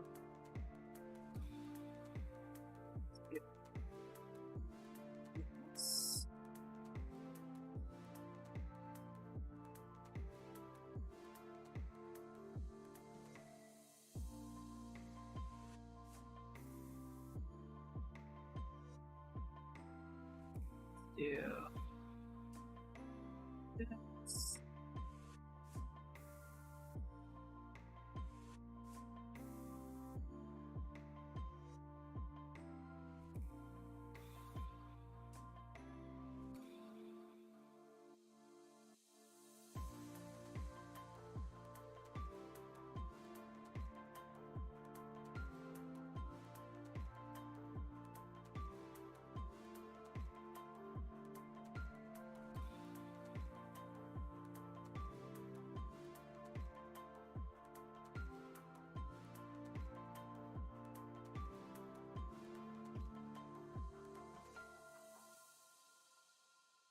You have my prize if I win the sculpt off. I don't know if I'm gonna do it.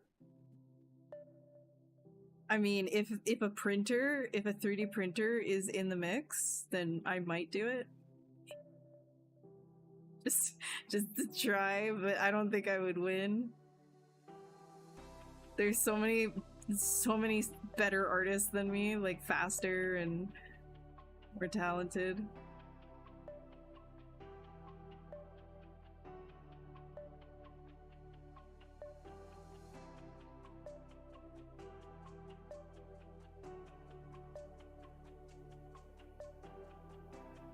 I did get like the second place that one time.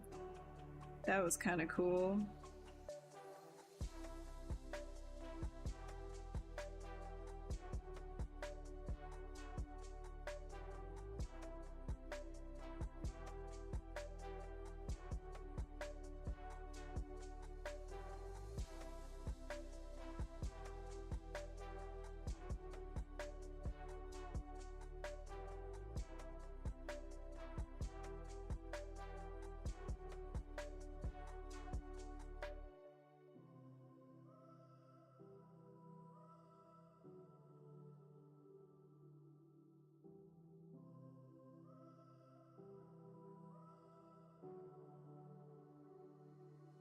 Yeah, the spider one. I remember that. I was like IMM brushing so much. I was like, gotta get these like, it was allowed, right? Like to do that. So I was like shoving as many like mechanical parts in there as I could.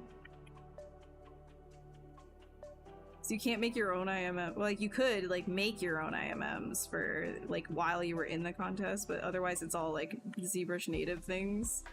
And I was just like spamming stuff.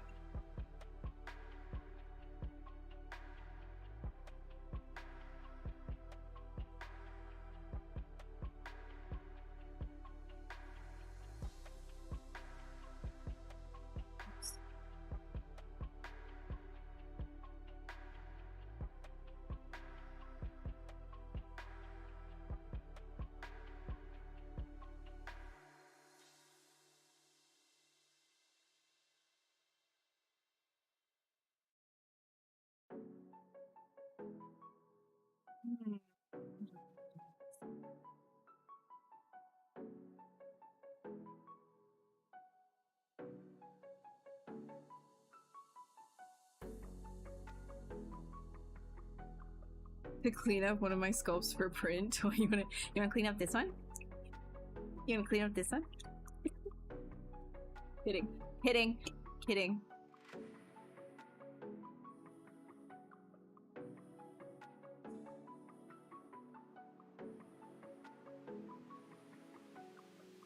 What's the name of the tool you used to deform it like that? I was using right here. If you go onto Gizmo, click on the gear icon, and then you can use bend curve. Bend curve is really good for that kind of stuff.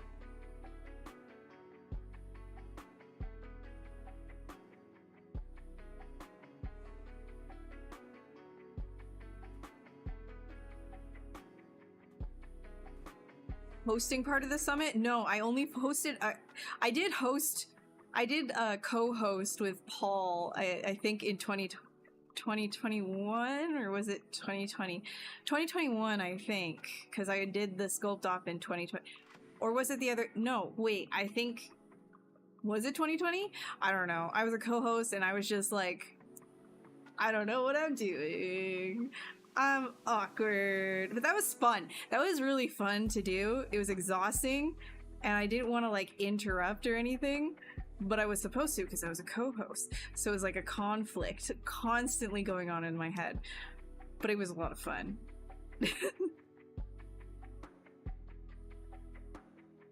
Just happy to be there, you know? I was just happy to be there, if I'm being honest.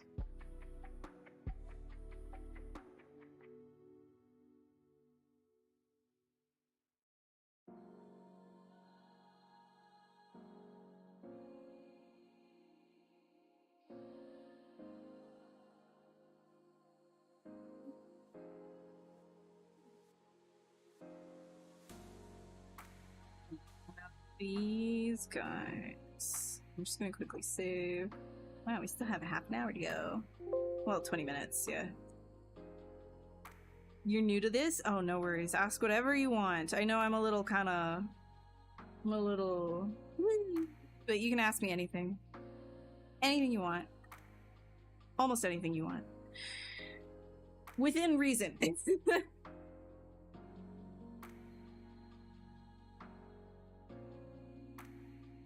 You don't know what to do when it comes to details. You just kind of keep building, right? You keep building on it, and you can kind of get somewhere. So the idea to think about is your first read, you want your silhouette looking really good. These are the big shapes. And then within those big shapes, you can start cutting into it and creating like smaller shapes within those big shapes. So for example, something like this, yeah, it's like repetition, but there is like an overarching like big simple shape, and then you cut.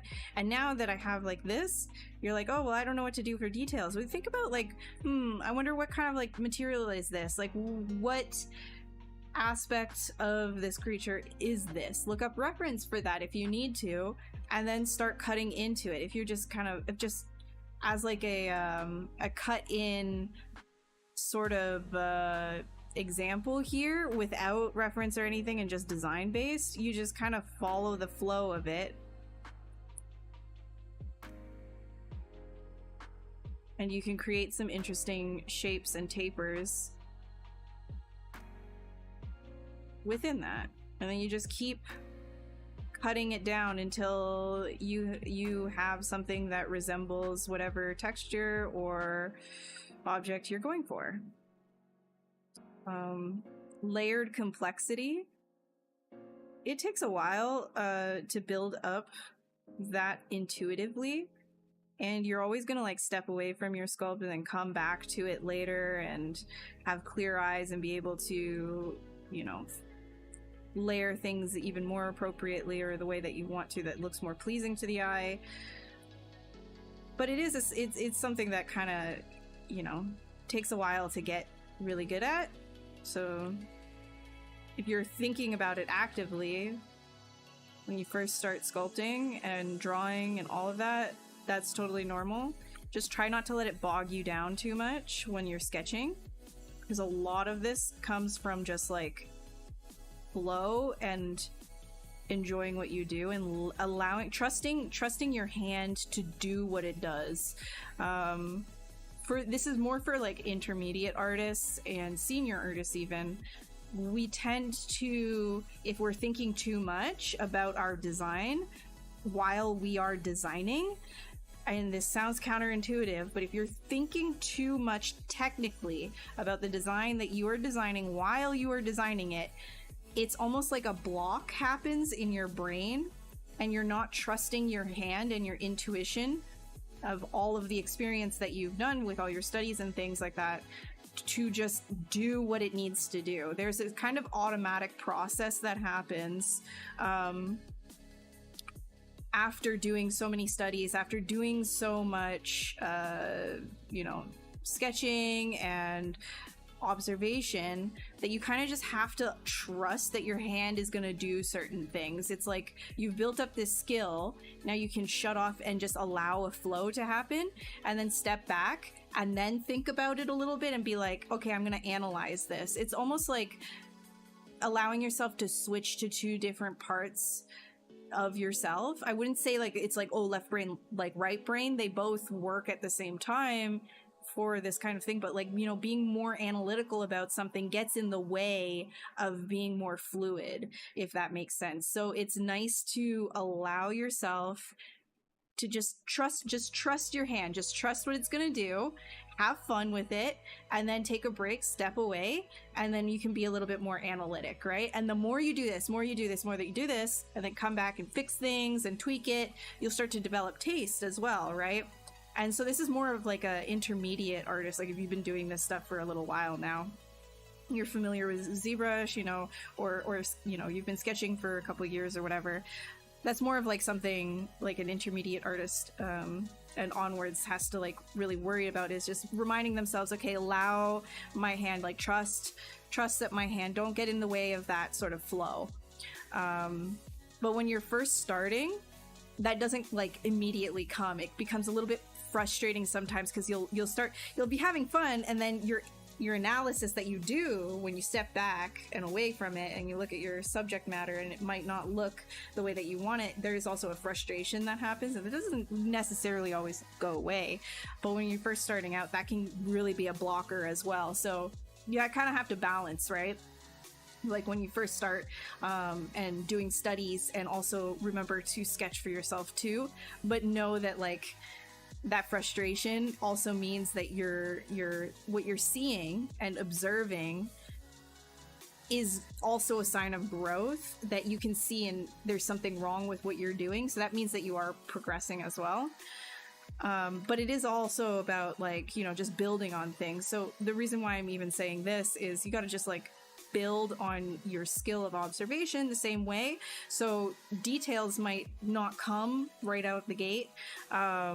That might take a lot more stepping back and analyzing, and then looking at a lot of reference and practicing those details on just like, maybe even within ZBrush, you might even want to like practice like how do you make skin detail just on like on a flat plane if you want, just to try and sketch out those things, like zoom into leather and try replicating what leather looks like just in a sculpt and things like that, and just play around with different brushes and see what works and feels right. And that will start to build up that sort of like automatic process as well. It's hard to explain that in a way that doesn't sound ridiculous, but if you think about, I don't know, let's take bike riding, because I know quite a few people ride bikes. When you first start riding a bike, it's very wobbly and things like that. Let's say you take a break. There's a reason why this saying exists. It's like riding a bike, because there's that automatic process that you've built up. Like, oh, I remember how to do this. My body remembers. You trust that there is like that automation.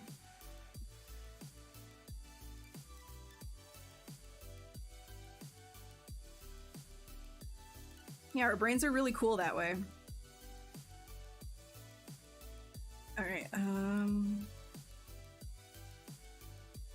Every Final Fantasy summon, literally every single one. That's me just copying Final Fantasy over here. It's so funny. My streams, it's always those two comments. It's a Dark Souls boss. No, it's Final Fantasy. It's a Dark Souls boss. No, it's Final Fantasy. And then if I do a bug, oh, StarCraft.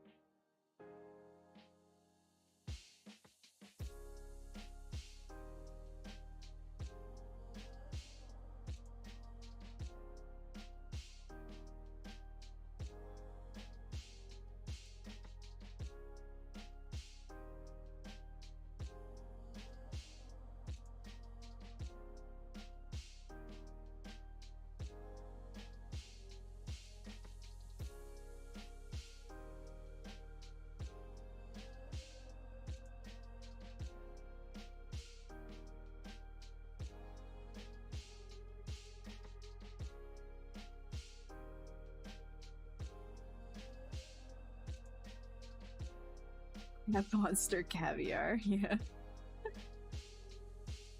A spear into this. Yeah. Yeah, I just... Yeah.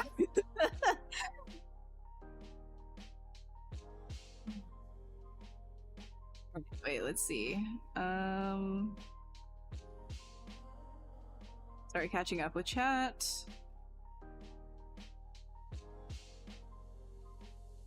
Imagine the day it'll be Mario, you won't even be the same. What? Wait, what? I missed. Oh my god, I missed. Where is this coming from, Flob? How do you make the color of the thumbnail silhouette on the top left white? Oh, yeah. Easy. Preferences. Go to thumbnail, and then just turn the background to black. Easy. And then it's see-through.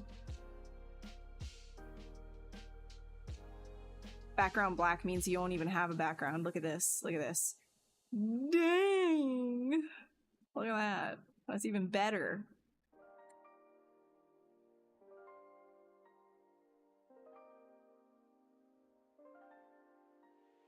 Egg cradling appendages? Heck yeah. I know, it adds a depth, right? Like, that's sort of like... It's an interesting little thing. It's easier to do with like crustacean type creatures and stuff like that, but thinking of like adding depth to your more or less like flat creatures is another area of interest. But you know, like if you're sculpting a bear like creature, where can you like really add depth? Exactly. It's more about the silhouette that would be the cell, unless like, you know, it has armor plating or something like that, in which case you can start thinking about layering stuff. Yeah, man, no problem. Your creature's looking like Dark Souls or Final Fantasy. Oh, thank you. That one's so new. It is so new. I had no idea. That's crazy. Wow.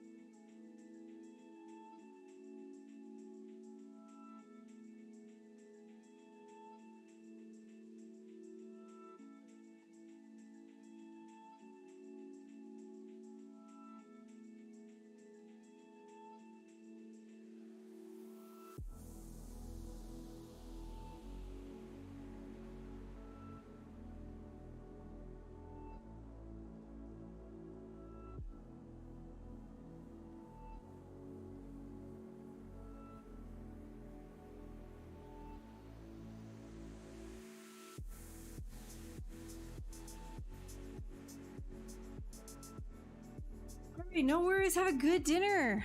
And have a great evening as well. Thanks for stopping by, Kamako. Reptilian with dorsal plates is a Godzilla rip, according to Reddit. I think so. This is a thing people do, right? Like we like to say, like, just as human beings, we recognize something and we're like, well, what does that look like? Things that we've already seen before. I mean, to be fair, like, our imagination, it's not like we can kind of like, we can't like imagine a color we haven't seen before, for example. Like, we can't like come up with things that we haven't necessarily seen, like in the way that like we can combine things that we have seen and felt and experienced and do like these combinations in very unique and novel ways, right?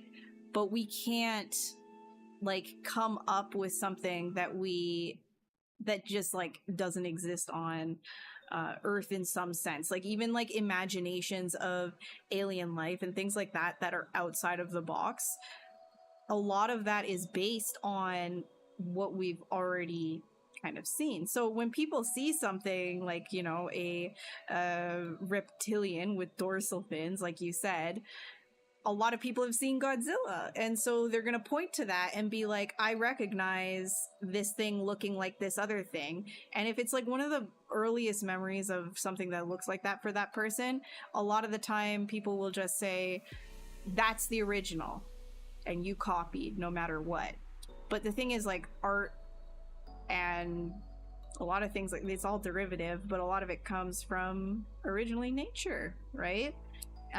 If you really want the best inspiration, look in, like, for creature design, look at nature. Like, literally look at like macro photography, go out and seriously just look at the bark on a tree, go to the beach, pick up shells.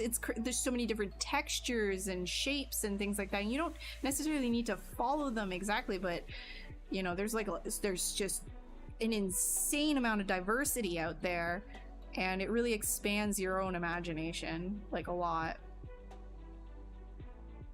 I don't know what it is, but it's glorious. It's like yeah, it's like a crab type thing. It's a little crab. It's an angelic crab. Just be that.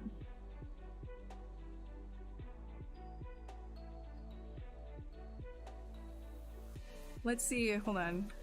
Do I have, I'm just gonna look through right now, if I've got any, like, matte caps that I could use here. Let's see, where's my...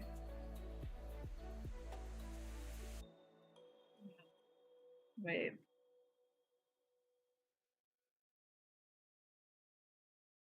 Where's my light?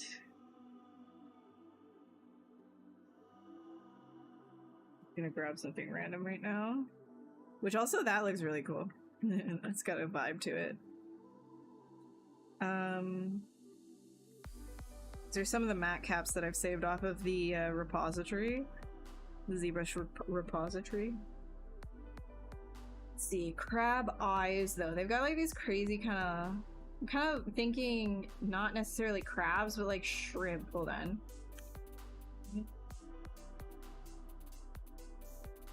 Yeah, they've got like these nutty eyes. I'm wondering if I've got like something I could play off of here. There's like even this, actually, if I grab that.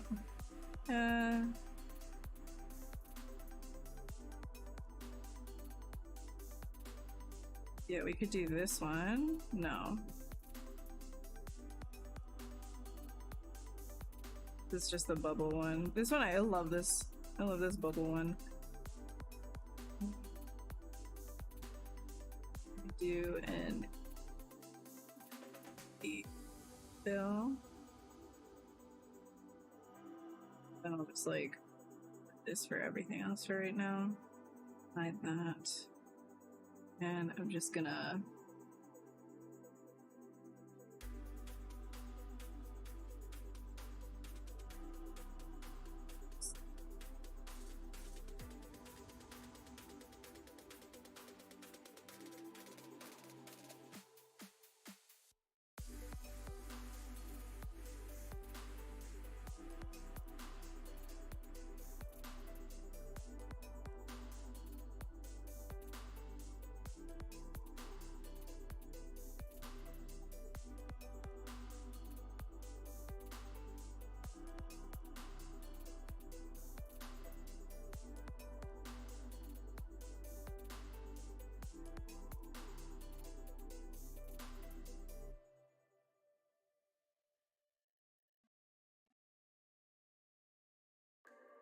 maybe.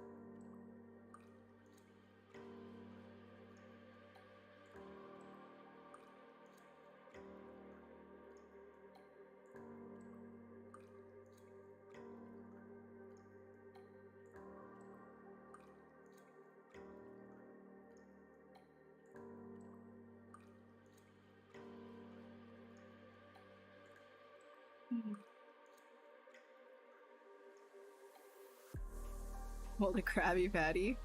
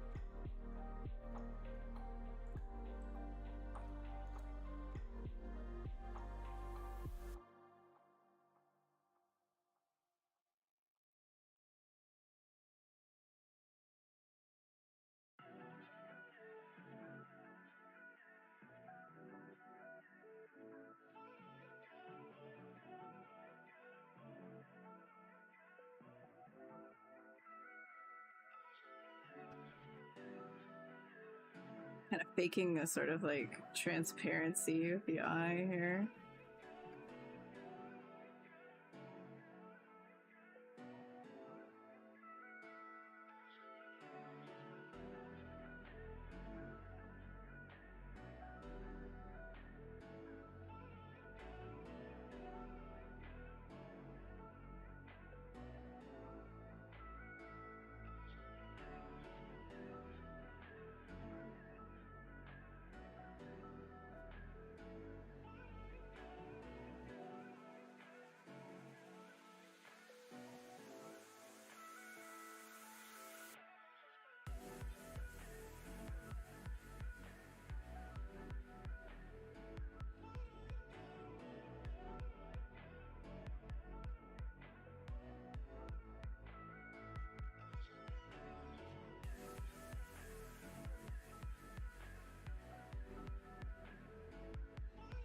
Safe places to get references for textures, macro images, and stuff like that other than a Google search.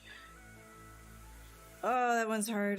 That one's really hard. I usually just kind of save things like... So I've got... on my computer, I kind of just save like photographers' names that I find that I'm really like... I'm like, dang, your stuff is really cool. Like, you take some really good pictures of like fungi or whatever, I'll just like save their names and then I'll look up like their Instagrams and stuff. But yeah, I don't really have like a bunch of like super safe places. Like, kind of all has slop.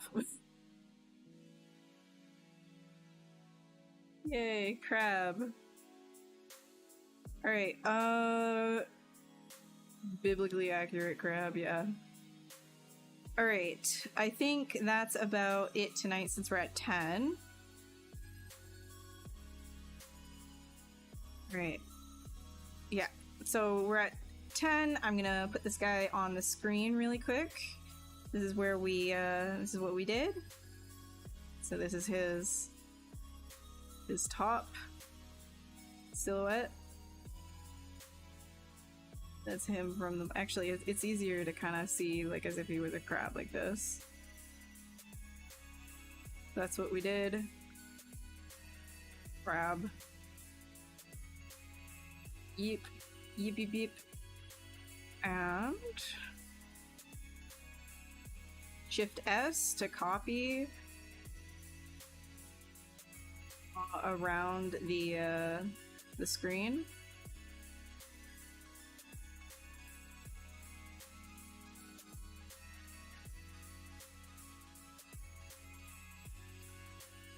Go. Alrighty. Thank you guys so much for hanging out as usual. I'm gonna post my links in the chat if you want to follow any of those to get notifications of when I'm going live, or, you know, art when when I happen to post art, or, you know, it's right there, acubed.art/links. If you don't see the chat, that's fine.